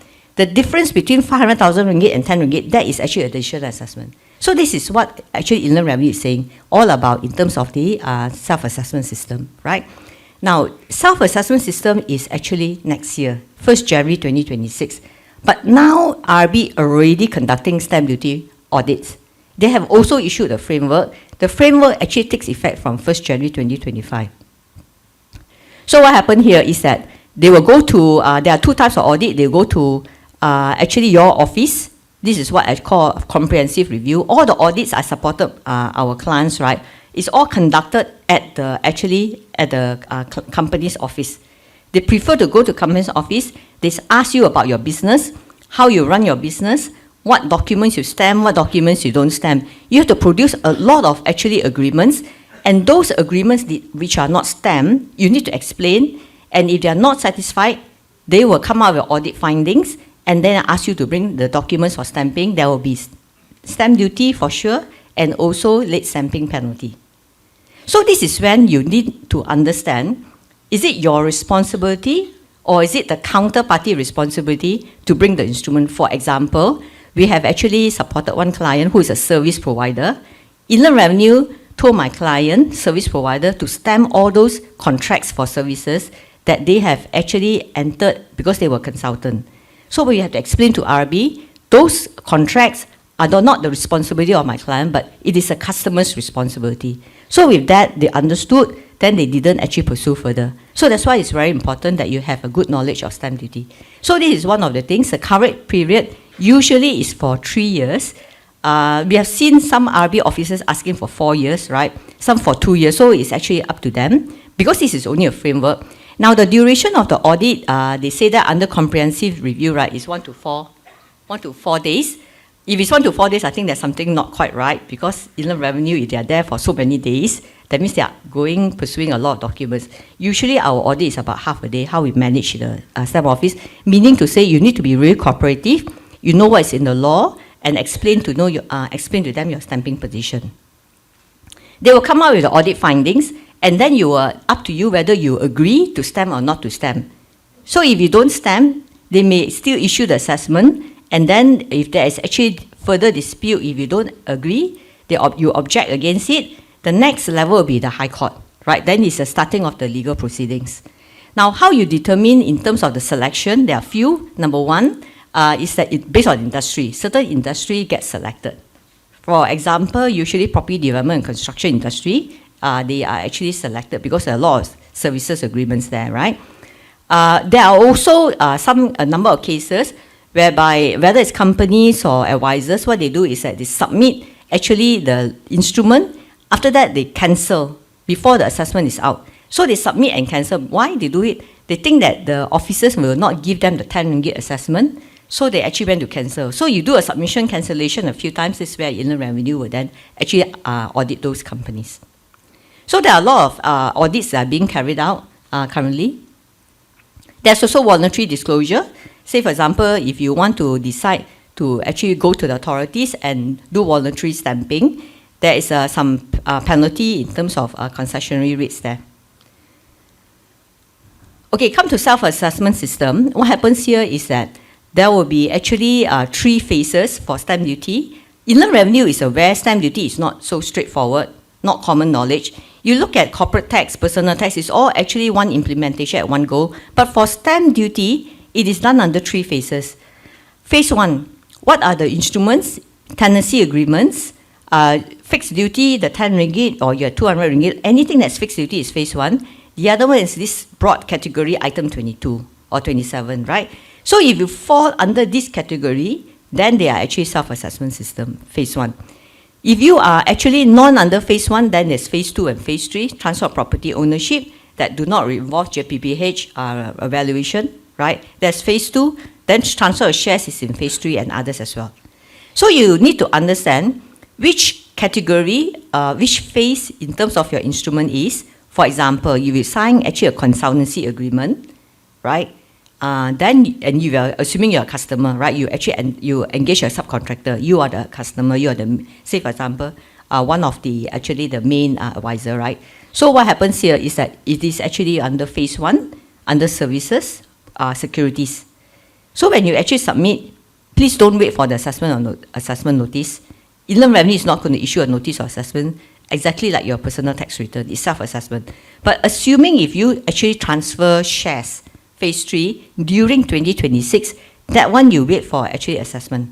Because it is not under actually self-assessment yet. Self-assessment kicks in 26, 27, 28. Okay, so this is actually the same process on like personal income tax. You submit your returns, right? It's a deemed assessment. Inland Revenue will not check. They will check later when they come and do a stamp duty audit. And if all your documents are all properly stamped, no issue. But if they find out that you have understamped, right, whether you have technical basis or not, we are not sure whether Inland Revenue will waive the penalty, but they are, currently they are very strict, right? Even if you cannot say you do not know, right, they will actually issue the assessment plus the penalties. Now then what happens here is that the assessment, additional assessment, they have the powers to actually issue. It's already, there's law, it will take effect 1st January 2026 next year. Record keeping is very long, it's 7 years. Make sure you keep record for 7 years because when they come and do an audit, right, they will want you to actually pull out all your agreements. There will be more audit and investigation. Statute of limitations, if there's no fraud, negligence, is actually 5 years. Then offences and penalties, I will share with you this page. So under the self-assessment system on the left table, you will see if you fail to submit your return on time, the first offence without prosecution, right? Usually my clients are not is under with prosecution. So focus on the without prosecution, it's 200 ringgit. But if you have multiple offences, I think that the penalty will increase, 2,000 ringgit. Employment contract, only 10 ringgit. But if you don't file on time, the first offence may be 200 ringgit. And it can actually go to actually 2,000 ringgit. All right, so there are actually various penalties. And that's actually on the right is actually penalties for late stamping already happening. If you are submitting your documents late, more than 3 months, the maximum penalty will apply, which is the higher of the 100 ringgit or actually 1,000 or 20% of the deficient duty. Right, so that is actually in place. Some of my clients ask me, what if they still do not want to stamp agreements because they feel that they only want to stamp agreements if they want it to be admissible as evidence in the courts, right? So actually our Act also has this immigration stoppage order, something like income tax, the same provision, but the income tax has actually another provision. They make the directors liable. If the directors actually own like 20% shares, so liable for the company taxes. Luckily for stamp duty, we don't have that sort of provision, but just take note because of this immigration stoppage order. So far, we have not actually encountered any, so because stamp duty has not been so strictly enforced for many years. Okay, so what you need to do is, I think you need to upskill yourself is very important, especially when it comes to stamp duty audit, you must know what to do, right? Prepare for audit, explain to the authorities.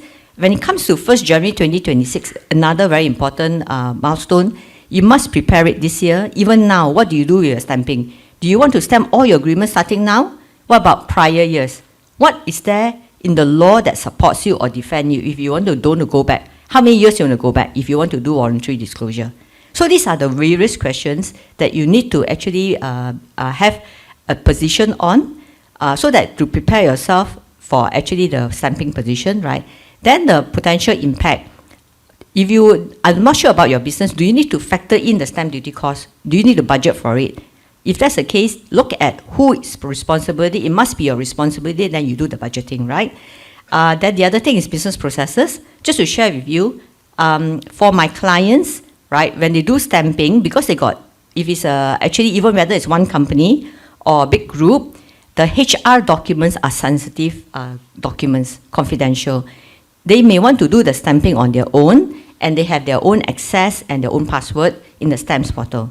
When it comes to stamp duty return, we also have to see whether they will have a separate password access, because HR documents are very confidential. Usually they do their own stamping. Then the non-HR documents, right, then you see who in the group or in the company will do the stamping. Whoever that does the stamping must have the actually stamp duty knowledge.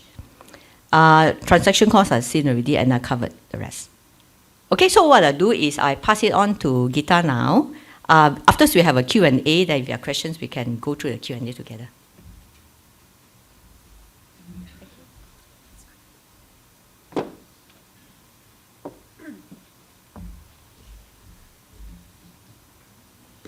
Thank you, Margaret. Hi, good morning, everyone. Very exciting start to the weekend, right, with taxes. So we'll quickly go into sales tax and service tax. It's kind of taking up everyone's bandwidth at the moment. I'll start with a quick overview. So you've heard a lot of things happening. Suddenly you heard apples and oranges are going to be taxed, and then suddenly you hear they're not going to be taxed. Let me give you a little bit of an overview of what's happening. So in Malaysia, we had GST many years ago, and then we repealed that and we replaced that with something called sales tax and service tax, right? So there's forever this debate of is GST coming back and whatnot. In last year's budget, coming from an expansionary perspective, wanting to see how they can expand the revenue base, they've looked at an expansion through sales tax and the service tax laws, right? So two laws, sales tax and service tax.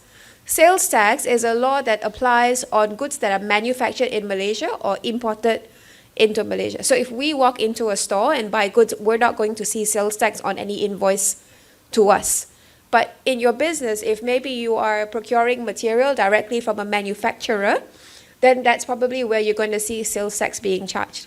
Or if you're importing anything, then at the point of importation, when you do the customs clearance, that's where you're going to see sales tax being charged, okay?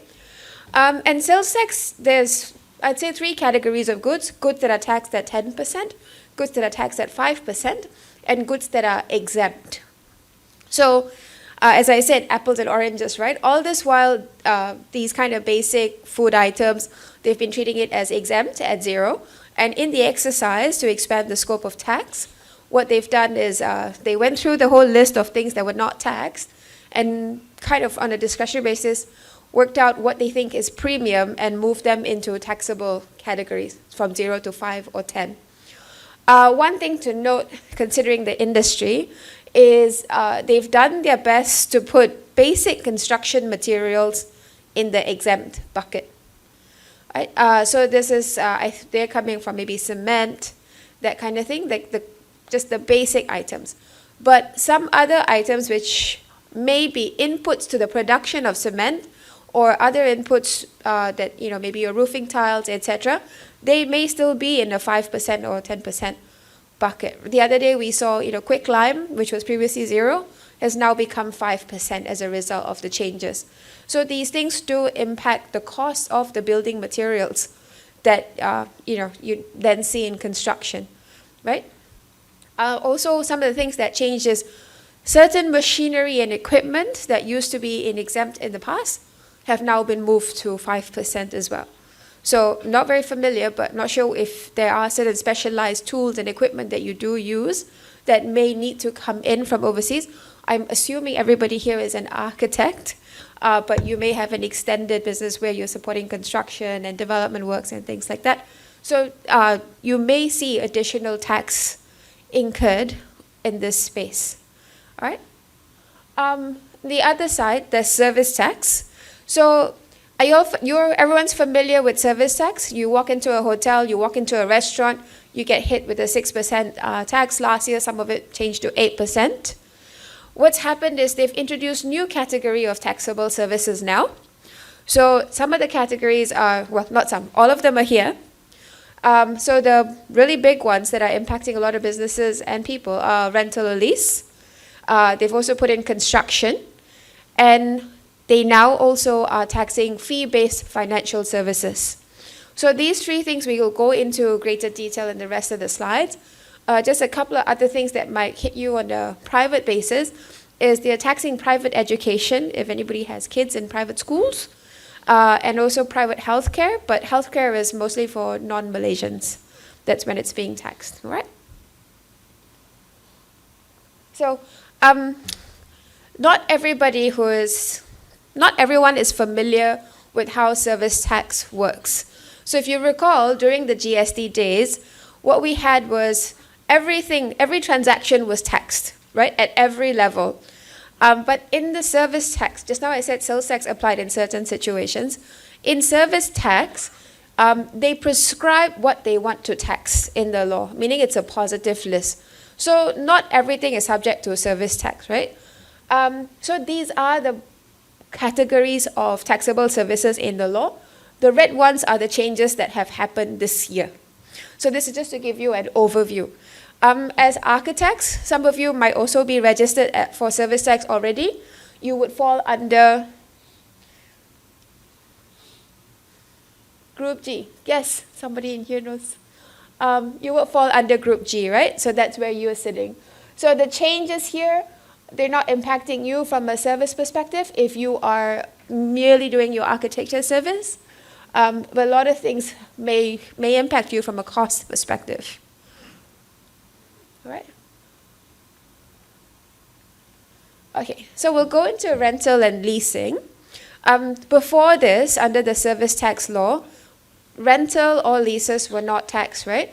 Unless you were a hotel operator and you had some rental happening within the hotel premises, or if you ran an F&B operation and you were maybe renting out equipment or things like that for events at the restaurant.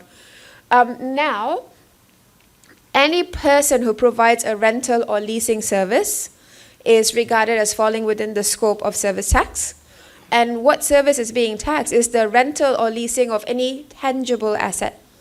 Exclusions are for housing accommodation, reading materials, and also any tangible assets located outside of Malaysia. So if you go and rent a property outside of Malaysia, it's not going to be subject to Malaysian service tax. Basically, that's what they're saying.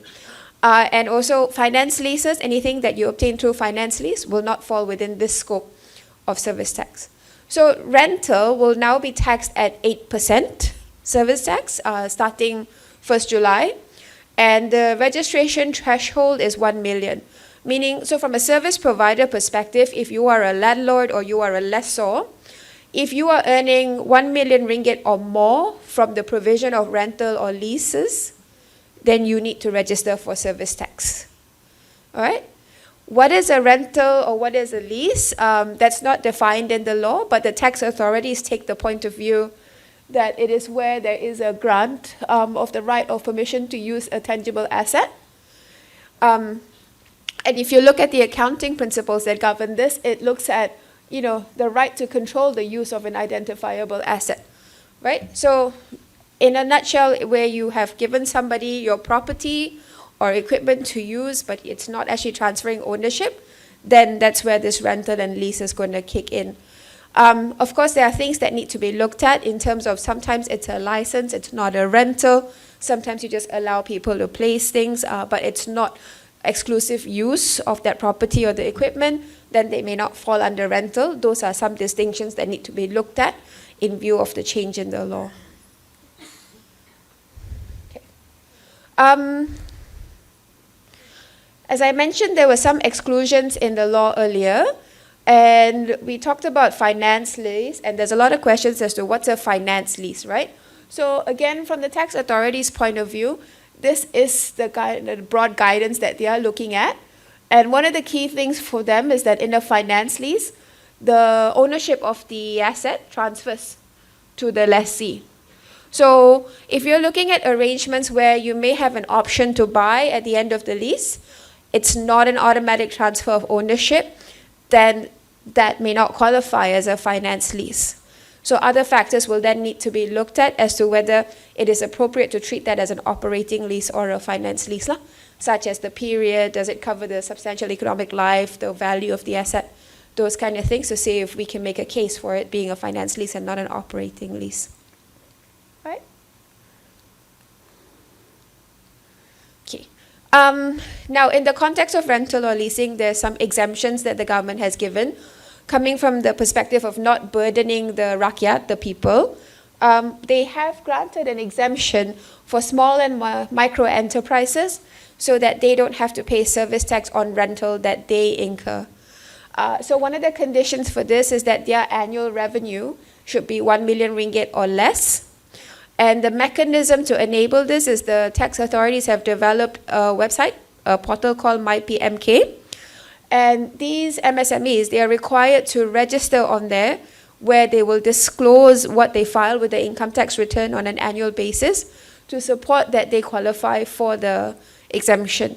So if you're in a position of a landlord and you've got tenants who are MSMEs, it is their responsibility to show to you that they qualify for the exemption if they wish to leverage this exemption. Often we have clients who ask us, okay, my client, how do I say, there's an exemption, and the exemption is given to the payer, right, the service recipient. So usually we have questions from service providers who are trying to be proactive and apply the exemption upfront on the invoices or the services that they're providing. So what we do is we advise caution here, because again, the exemption is to the service recipient. They have the responsibility to demonstrate and declare to you that they qualify for the exemption. If you salah apply, then you have the liability to pay the service tax back to government if anything is challenged, right? If you do have any rental that you're providing to federal and state government, they are exempt from paying service tax. If you are renting anything from them, also there's an exemption. They are not to charge you service tax. Just to be clear, federal and state government is government lah, meaning the kementerian and the jabatans and all that, right? Not GLCs, GLICs. They are companies in their own right. There is also an exemption for a temporary exemption for the transitional period, because this announcement was made on 9 June and we've only got 2 or 3 weeks to react to the changes. They have an exemption for non-reviewable contracts. So if you recall in the GST time, when we transitioned from SST 1.0 to GST, we also had a similar provision then. It is for a situation where you had entered into a long-term contract or a fixed-term contract much earlier than when you knew that the change in law was going to happen, and you don't have an opportunity to go back and revise the value of the contract. So usually these are like fixed amounts. The amount is inclusive of tax, such that if any additional tax needs to be imposed, as the service provider, it looks like contractually you have to bear that tax, right? Because there is no clause in the contract that allows you to revise the price of the contract. In those situations, government is giving a 1-year exemption, so you don't have to charge service tax or pay service tax on non-reviewable contracts from 1 July to 30th June. So giving you that space to go back and renegotiate the contract values with your customer. Right. There is also a group relief exemption in the context of service tax. It is where sometimes we have situations where properties are owned in a group of companies in one entity to manage risk or to keep it simple. And then it's that entity that then rents the properties to other entities within the group who then operate from those properties to provide their services. In that situation, of course, the intention is to not collect service tax from a group structure that was structured in a way for efficiency. Had the group collapsed everything into one entity, property and business would have been run out of the same entity, right? So the group relief is intended to give relief for those kind of structures so that the related entity that holds the property does not need to charge service tax to the related entity that then rents the property and runs the business from there. Right? This is a lot of information and it could be a bit confusing. So we can clarify a lot of things at the Q&A. But a lot of things have happened in the last few weeks, so this is a summary of what's happened.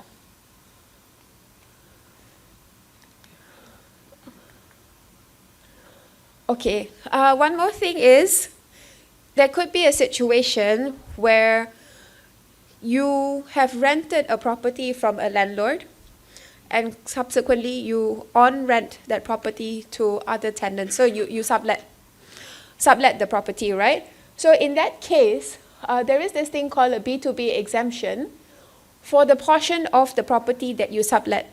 Because if not, because there's no input tax credit in service tax, right? Unlike GST. So if somebody charges you service tax, it's a cost to your business. In that situation, because without the B2B exemption, what will happen is company A, property owner who rents out to company B will charge 8%.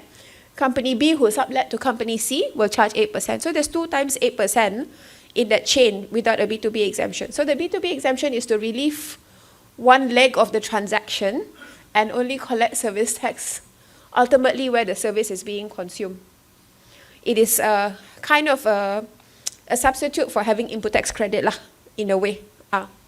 Right? So in this situation, if you are in the business of renting and so you've picked up a property, you've sublet it, then you can use the B2B exemption with the landlord so they don't charge you service tax. There's one catch to this, which is that if you occupy a part of that property, meaning you use a part of that property, then that portion will be subject to service tax.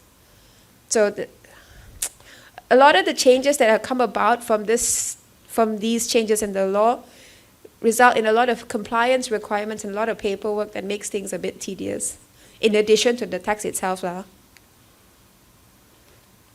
Okay. Next, we'll go into construction services. This is the other category of taxable services. It's new, and the impact is very big. I was just talking to a friend the other day. I think he's working for a company that's supporting a highway concessionaire. So they're looking at a new highway construction, which is at 15 billion. The tax impact of that is about 300 million ringgit. So the effects are quite big from this introduction. Right? So construction service, again, if you notice all the service tax scopes, the taxable person is always defined as any person. So they keep it really wide, right? So if you look at this is the definition of construction works that they've provided. And if you're familiar with the CIDB Act, then you will be familiar with this definition, because this has actually been borrowed from the CIDB Act, this definition of construction works. Of course, in the context of CIDB, if you're doing any of these activities, you've got to be licensed lah with CIDB kan? But in the context of service tax, any person. So even if you are not licensed with CIDB, but you are doing any of these activities, you fall within the scope of service tax for construction services. So it does have a wide impact and does require a review. Now, they've set the registration threshold for this at 1.5 million. Maybe I just take a quick step back, right? Let me explain how the service tax works a little bit. In service tax, to determine whether you need to register for service tax or not, you've got to look at 3 factors.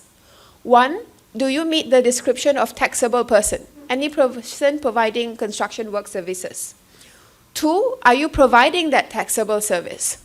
So if you provide any construction work services, other than if you're constructing purely for residential building and public facility related residential building, you are providing taxable service.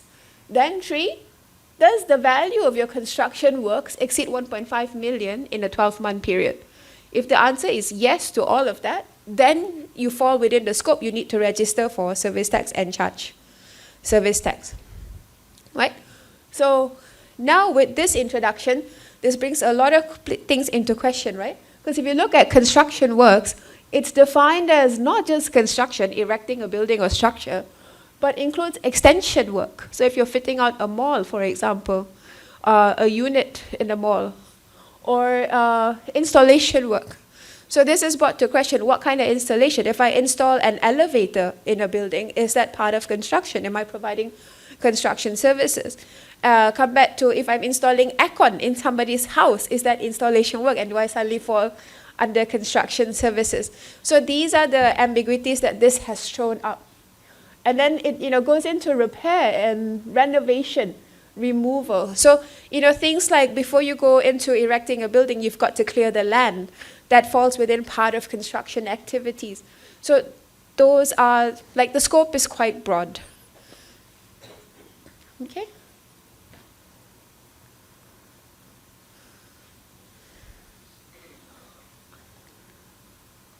Okay, so just now, if you notice, there is an exclusion. Construction of a residential building is not subject to service tax. This, I think, in the media, there was quite a bit of excitement on this a couple of weeks ago. Because what this means is, probably our houses are going to get a bit more expensive.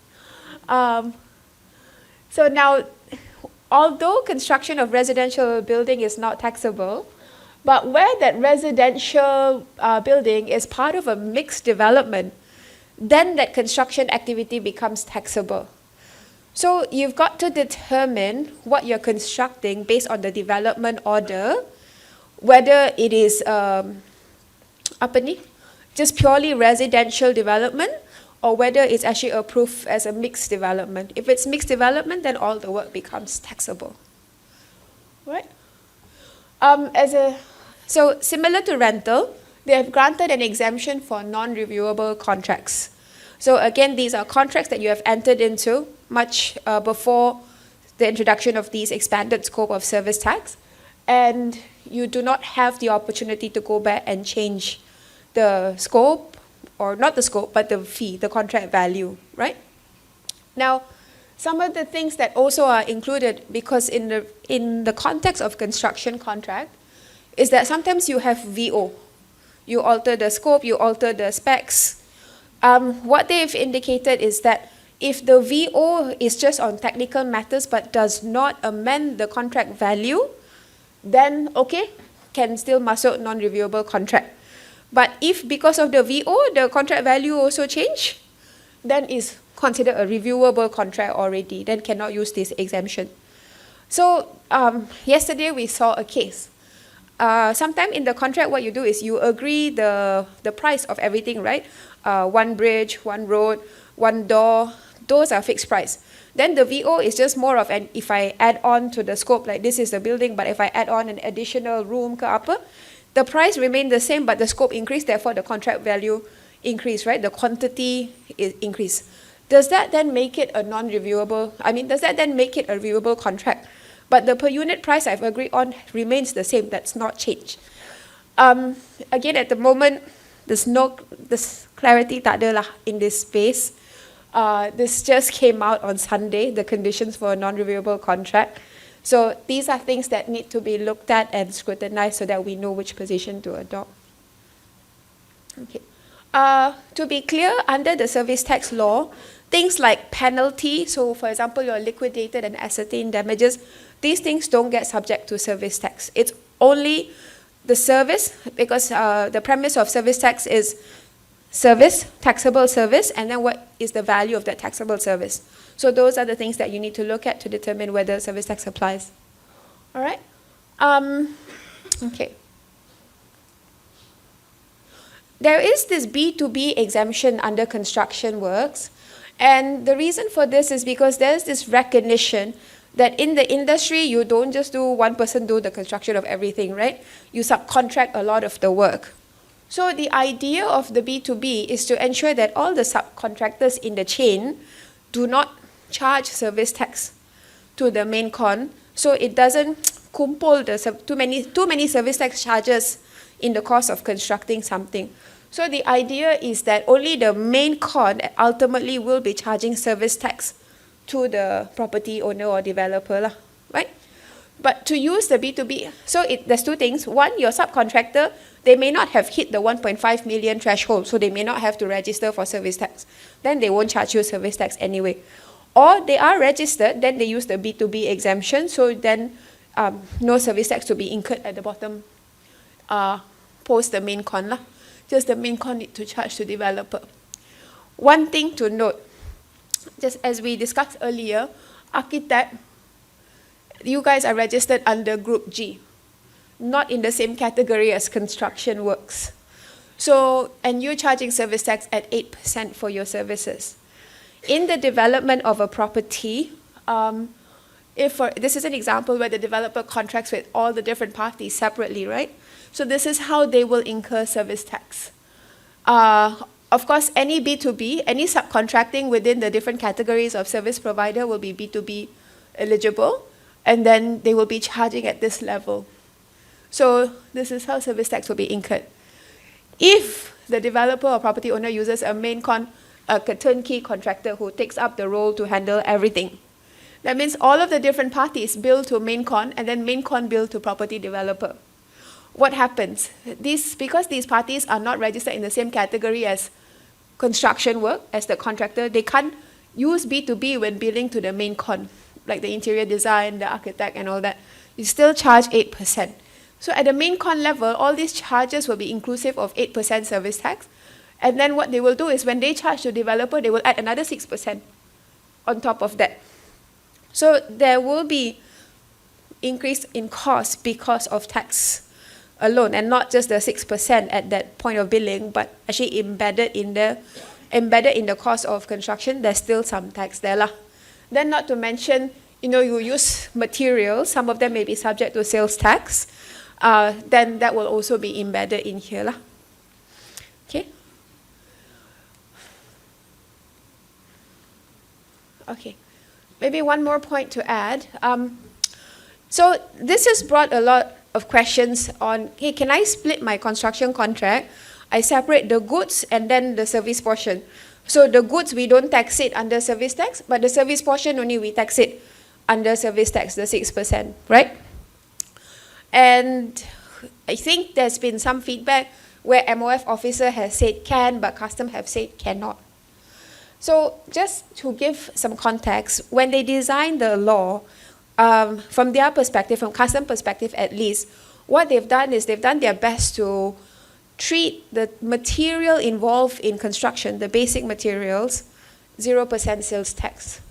So for them, because of that, there shouldn't be any cascading tax.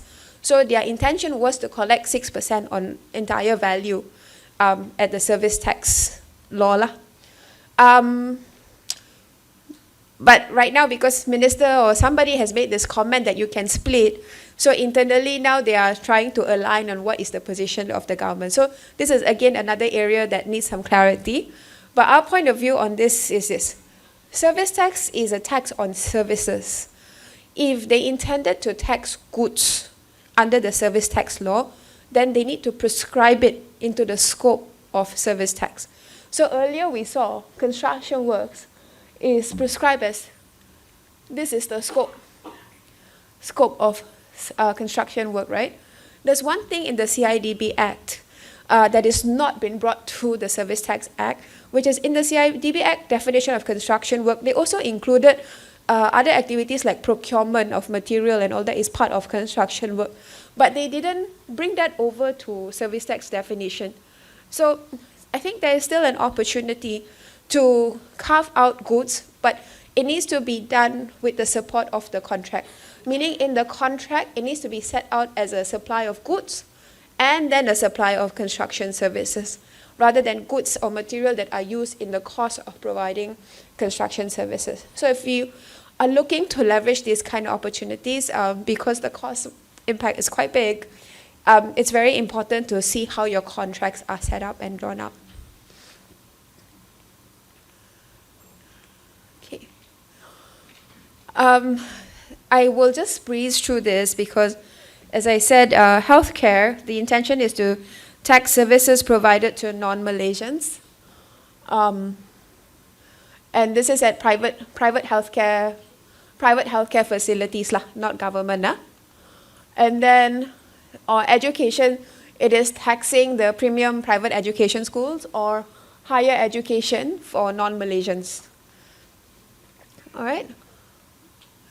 Sorry, I go by. If you got any questions, you can let me know later, or we can go back to that. It's just that I'm a bit wary of time. I just want to do one more last bit on financial services because this is where there may be some more confusion. Financial services, as you know, you might already be paying service tax on insurance, your credit card, right? So financial services, it's not that it's not been taxed under service tax before, it has been. And this is what has been taxed previously. With the expansion, what they're doing is they are adding in new categories of financial services to tax, like reinsurance, retakaful, fund management, and then fee-based financial services. So when we talk about fee-based financial services, it's really when you go to the bank, you get a loan, they charge a fee. You get a guarantee letter, they charge a commission. Those are the things that will be subject to service tax now. excuse me. All right, so those are the things that you might need to watch out for because the cost could creep up lah when you don't notice because it's taxed at 8% by institutions whose value of services exceed 1 million in a 12-month period. So these are not just limited to banks, right? It's anyone that's regulated by Central Bank of Malaysia, Securities Commission, Labuan, and any person not regulated. So any person not regulated is, for example, some group of companies have a treasury function. And that treasury company provides the loans to the subsidiary, for example. Subsidiary directly contract with the bank. In those situations, if there are fees imposed by the group company to the subsidiary for the financial services provided, that also will be subject to service tax. All right, so these are some of the things to look at.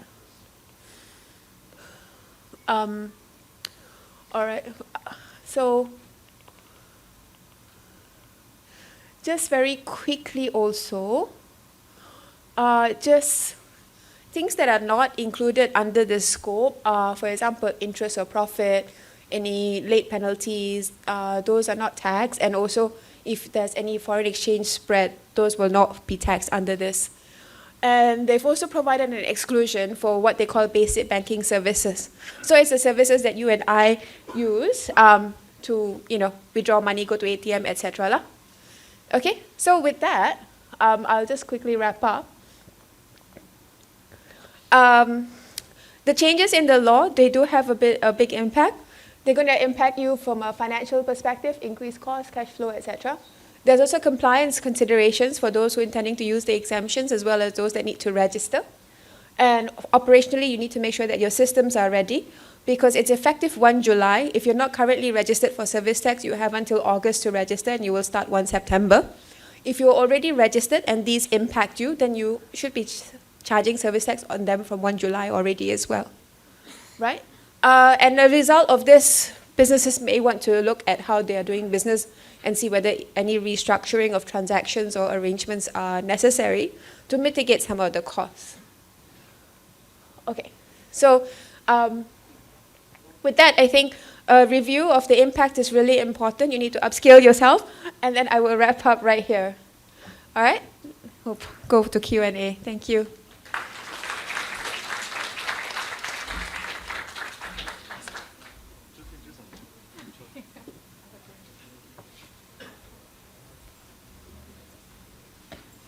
Thank you. Do you need some water or Panadol or something? Do you want a mask?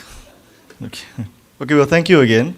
So let's give a round of applause to both our ladies who actually presented about both the stamping and the SST. And at this point, I'd like to call upon all our speakers back onto the stage for the Q&A session. First, I'd like to call upon our ladies. Ladies first, right? Can we please have Miss Margaret and Miss Geeta back on stage? And I'd like to call upon Mr. Ko as well. Mr. Ko, where are you? Okay, great. Okay. Okay, so we come to the Q&A session. So, of course, all you have to do is you ask any of our speakers here. Raise your hand. Someone will come to you with the mic. And, of course, introduce yourself and who the question is for. So, who would like to go first? All right, we've got a gentleman in green, I think. Please introduce yourself, yeah? Hi, morning. Myself, James Chin, Architect. I have a question for Ms. Geeta. This service tax for construction, how is it going to be imposed? Because you mentioned that as current situation stands, so we are going to service tax 6% on the contract awarded to a contractor, or are we going to 6% service on the contractor's service? How are we going to determine that? Because that's if it's a construction contract, it's an additional 6% on top of a construction immediately. So, what is the situation? Okay, thank you. So, as I mentioned earlier, the scope of construction work is any person providing construction work, and construction work is as this defined under the CIDB Act, right? So 6% will be applied on any of those activities that are identified under that definition of construction work. So let's say someone awards a construction contract to a contractor, and there's no real, that entire contract is for the construction, erection of a building, maybe development of a housing area, etc. Let's not use housing, like commercial development. Then on a general basis, I will tell you the whole contract will be subject to 6%, unless there is carve-outs in value or scope that fall outside of that definition of construction. Does that help? If that contractor subcontracts to somebody to do part of the work, like the excavating or laying cables and things like that, then they come under the subcon that we need to look at B2B. That doesn't help because the contract awarded is for materials. So where is the service? Because this is service tax, this is not a goods tax. So can we put in the contract the amount of services the contractor is going to provide? For example, 10% of the total contract, if you identify that as... If the contract is for materials, would it just be the supply of the material? How would the material be then supplied to the... No, for a normal building contract, when we Yeah. award a contract out to a contractor, it includes workmanship together with all the materials to be supplied. If it's, for example, a lump sum or whatever contract. So it includes everything, materials, workmanship. Yeah. So you're not going to tax the materials as well. If you tax the 6% on the contract sum, that would be materials including leaves, including everything. So That's absolutely right. So if you look at the guidance from the tax authority that they've put out, from their perspective, yes, everything, including material, is meant to be taxed. Understand that the impact is a bit ridiculous. So again, the Ministry of Finance have indicated that they would be willing to look at a split in terms of material from, let's say, workmanship. But I suppose it comes back to whether that's something that's possible commercially. commercially, to reduce the 6%, anything is possible. We can easily put the construction service at about Separately. 5%, 3%. You know, imaginative accounting. But Imaginative accounting. yeah, but at 6%, definitely we have to increase the property prices 6% immediately. For sure. Yep. So we're going to get a lot of questions. They're going to basically go pushing like that. Lah. No, Joseph, architect. No, this is a follow-on from that point. Because currently, most building contracts, if you look at the title, it is to demolish or to construct and erect 300 units of shop lots, whatever. Now, if you look at the contract itself, in the contract documents, you have normally bills of quantities. Okay? Now, within the bill of quantities, very often the quantity surveyor, following the standard method of measurement, will be supply and install. Now, if you tell me that you split it and say supply 300 tons of Y10 or Y20 steel reinforcement, and you have a separate section of installing, okay? Unfortunately, will that still work? Because do they look at the project title? Because your project title is to construct. Yeah. And or do they actually, are they willing to go and look at the breakdown? Because within the breakdown, this is where, as mentioned, creative accounting comes in. The split between my workmanship and the supply of the materials, it can shift. So I will tell you this. I really do not have an easy or straightforward answer to this to say yes or no, right? But because it's because the construction contract cannot happen without the materials. So that's why the initial thought behind the design is to tax the overall contract value. And then, of course, there is then this mention, excuse me, that if you could split out the material, then that would be separate. Now, if I were the tax authority, and if you choose whether you want to make it 3% or 5%, and all the value is actually loaded into the material, I'm also going to question that, right? And what I would do is I would then look at, okay, what about other contracts in the market? What if I purchase this material without the construction contract? Is it going to be valued at this as well? And those are the kind of reviews that I would do to ascertain whether the valuation is appropriate or not. I do think that there is a case that can be made for some of the materials or equipments that come in a construction contract work. For example, as you mentioned just now, elevator, right? So elevator you do need to get from a third party, usually. And there is a quotation there. They do the installation work. Potentially the main con, you ensure that the building has the shaft and etc. So some of those items, I think it is easier to carve out and establish. But again, there's no one answer that I have for this situation. It's something we've got to look at, try and test, and then see how that is accepted by the tax authorities as well. We have a question from the gentleman at the back as well.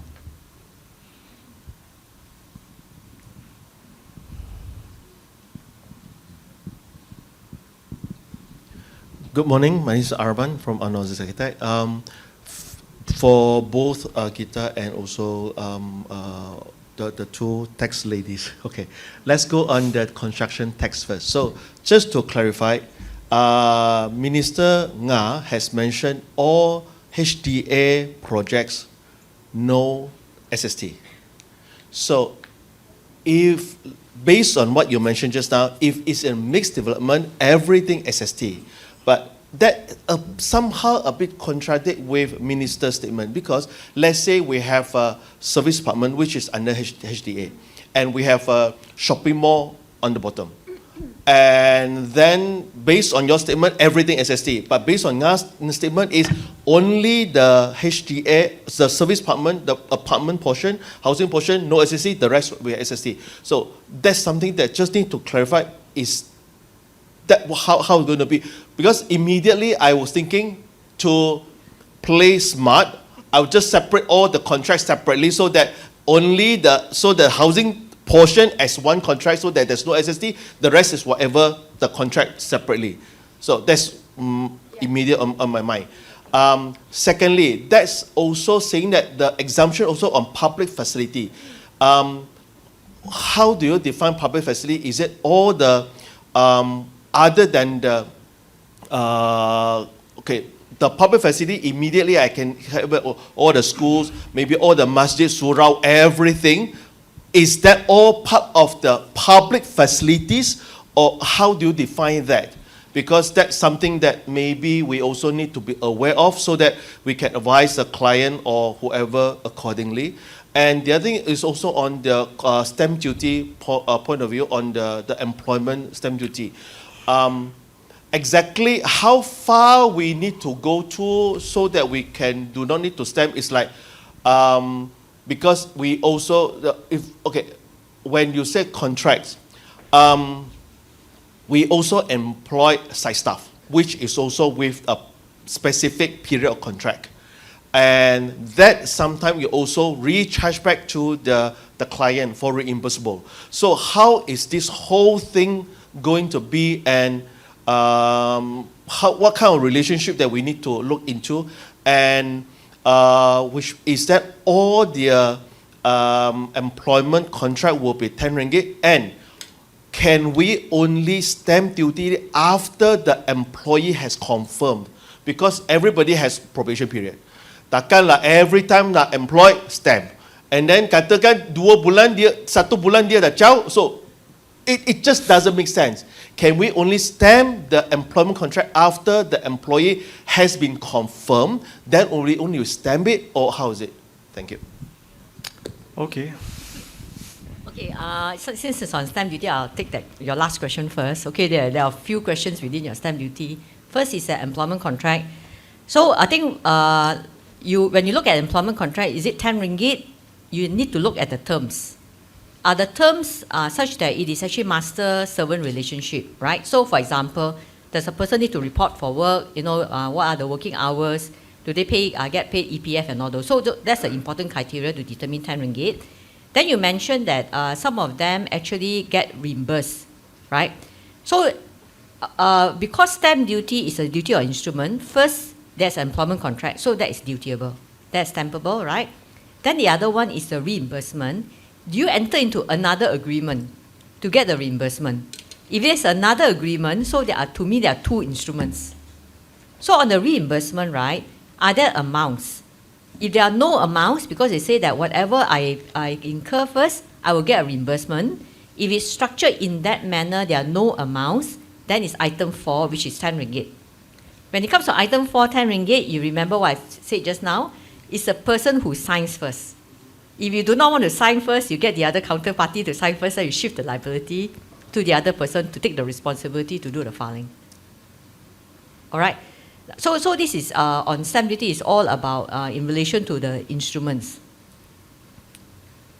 Okay? Your other question is that, yes, I am aware that because sometimes you hire the person, but that the other person needs to serve the notice period and you do not want to actually pay, right?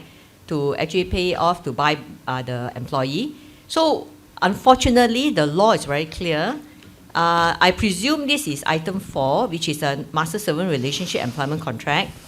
So the stamping kicks off from the second date, when the prospective employee accepts the offer. So the second date will kick off in terms of the stamping deadline, and you will have 30 days. I do know in practice, it may be difficult. Say, for example, you have an interview, then you actually offer the position, say December, right? December of, say, 2025. And then the person needs to serve 3 months. But you want to make sure that the person signs the employment letter you offer in December, signs in December, but the person only reports to work in April, right?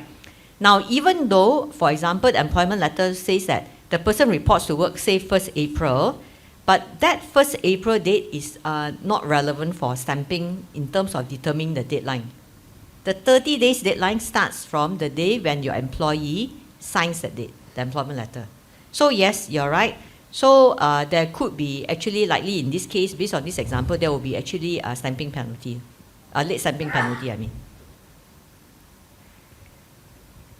It's actually very common. So contract staff is fall under item 4 or item... Okay, so contract staff, there are two types of arrangement. One, you actually enter with the employment agency to provide staff. In this case, it is a provision of services. Your contract staff, do you enter with the individual? Individual, right? So I go back to the same, is it a master-servant relationship? What are the terms and conditions? If they have the same master-servant relationship, they need to report to work, you pay them... Contract staff, we have a very specific deadline. Period tenure. But you still, within the period tenure, if it's still employment, master-servant relationship, report to work when, you know what I mean? It's still actually employment, because employment contract, there is actually no date that you need to actually determine whether it's indefinite or certain period. So long as a master-servant relationship, there's actually, IB just released the FAQ this morning, right? I can send to you, or maybe I send to actually Pam, and then they can share with you. Actually, there's no, like for example, if contract even is for 6 months, so long you got the master-servant relationship, then you can actually satisfy 10 ringgit. So your penalty, if anything, will be actually could be 100 ringgit. Okay. Okay. Then the construction side. Oh, the second question, yes. The first one. The first Mr. portion. Ko, I think you can take it easy. Lah. Okay. Yeah.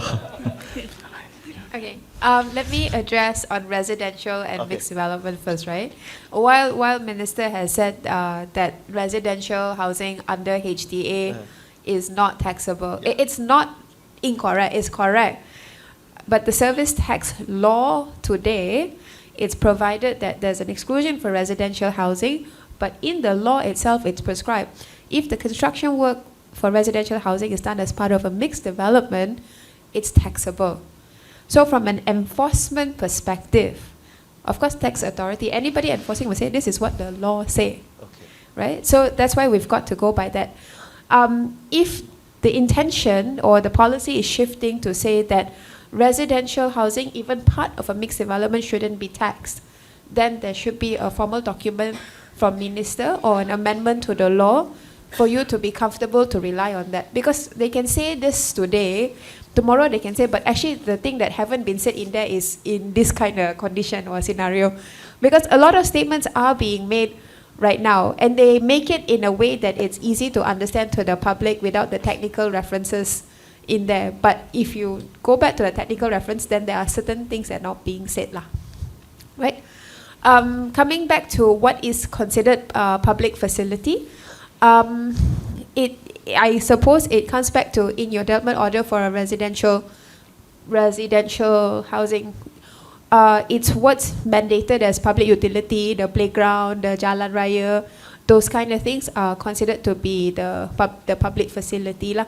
I am not sure about mosque and things like that, because under GST law last time we also had these exclusions, but it was quite clearly set out.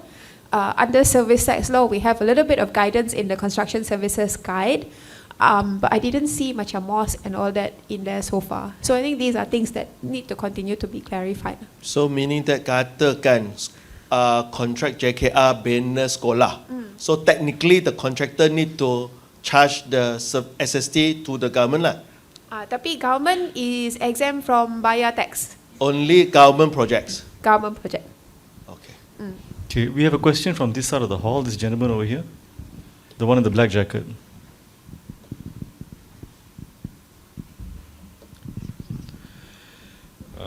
Very good morning. Hisham from Hisham Masahari Architect. Okay, I just have one question. I think this is not new lah. This is since the implementation back of the SST, because of the B2B for Group G lah, if I'm not mistaken, Group G, right? So the case is actually always the client appoint architect as a lead architect, where they need to find their sub-consultants lah, which is MNE or CNS and other things lah. So meaning, my question is, how in a creative way you can avoid the double tax lah, because it's a burden to the lead consultants. All right? Do you understand my questions? Thank you very much. Creatively, please answer. For creative way, all need to come and see us as PwC, not as PAM speakers. But what I understand the question is that because your guys are not in the same item, then they are charging you service tax, then compound, then jadi you have a lot of service tax. I suppose the first question I would ask, especially client customs, you don't just charge to the customer ke semua tu, or got pushback from customer? We charge lah. It roll all into the price to the customer lah kan? Snowball. It's snowball, yes. Yeah.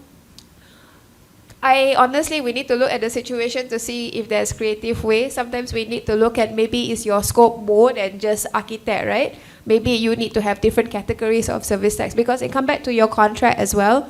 What have you agreed to provide to the customer? And can we in a way show, although you're an architect, but your promise to the customer is I will also deliver this M&E consultation, the other consultation. So how is the contract then written such that it can support an argument for flow through, that maybe you need to be registered under different categories as well?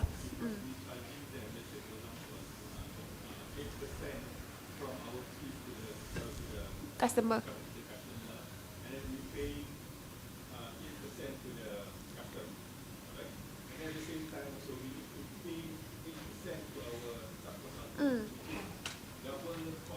For you,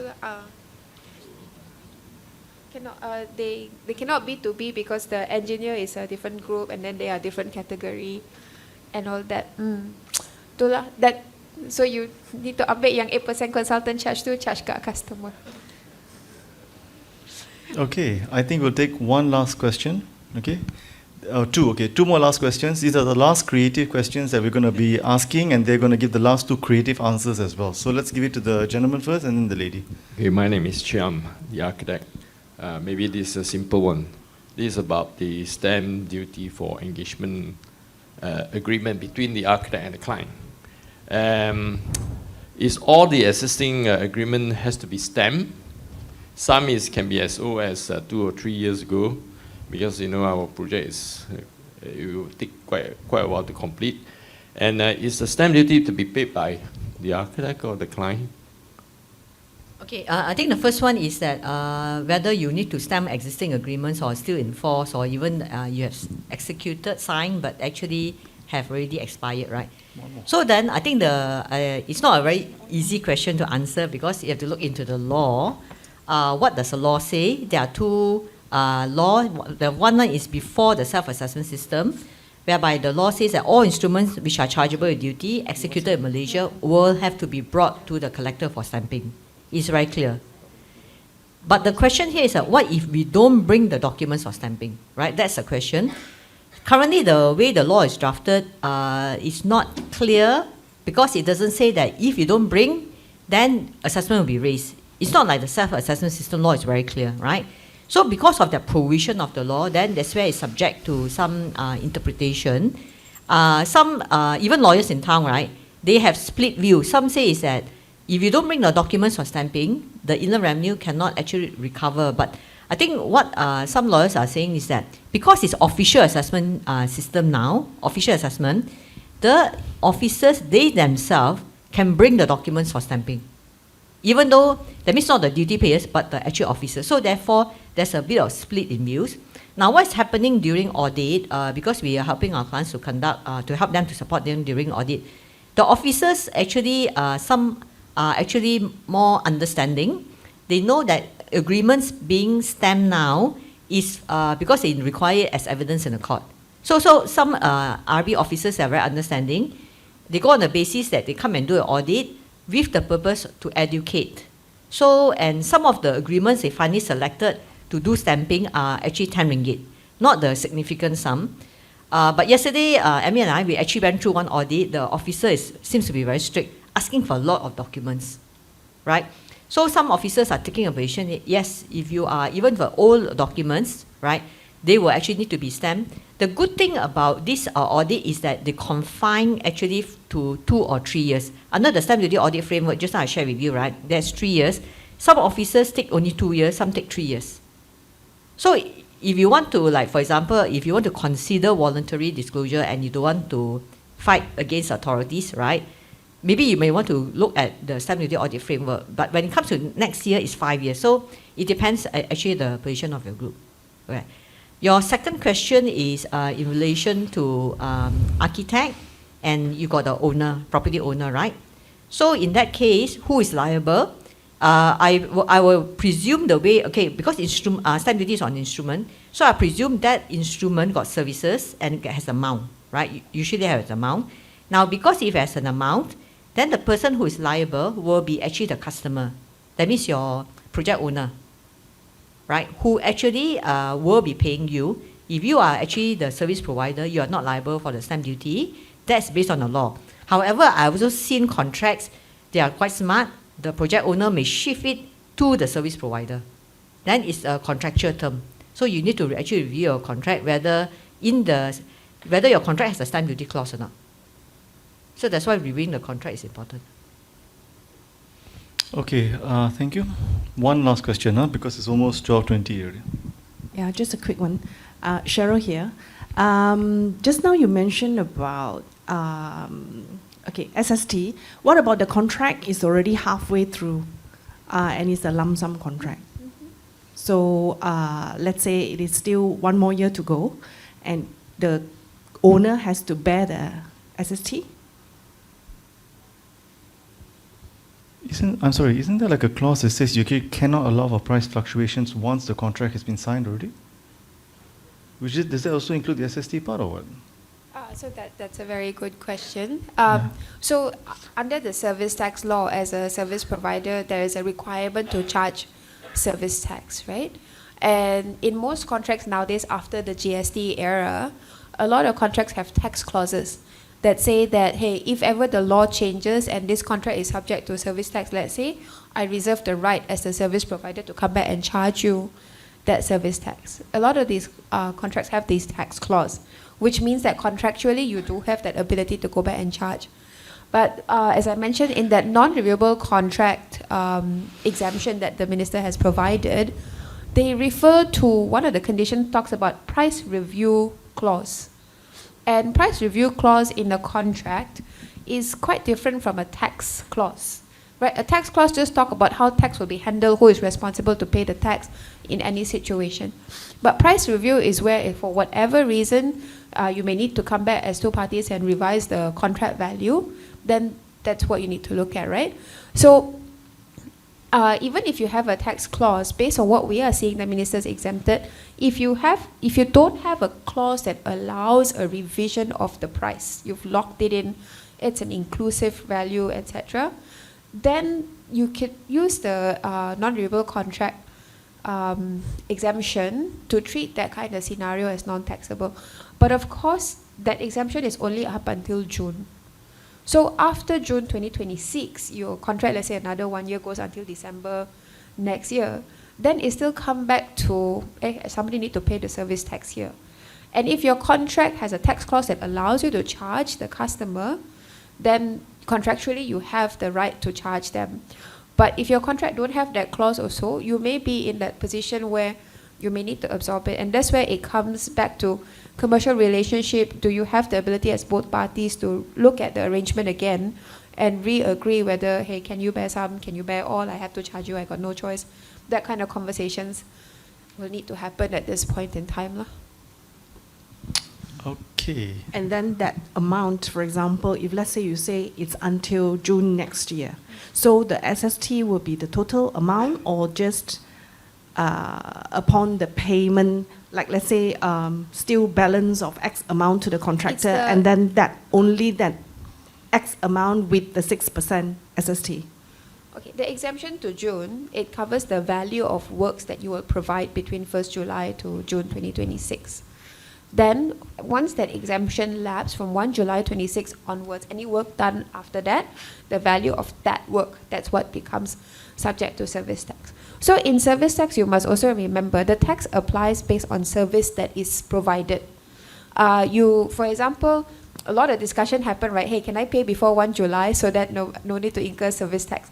So those kind of things, it come back to when is the service provided, not so much the payment. So things like retention sum as well that you're collecting on work that's done before 1st July, those things, although you pay later, 2 years later, etc., will not be subject to service tax again, because the work was completed before 1st July. So it comes back to the period of work and the value of that work that's been delivered.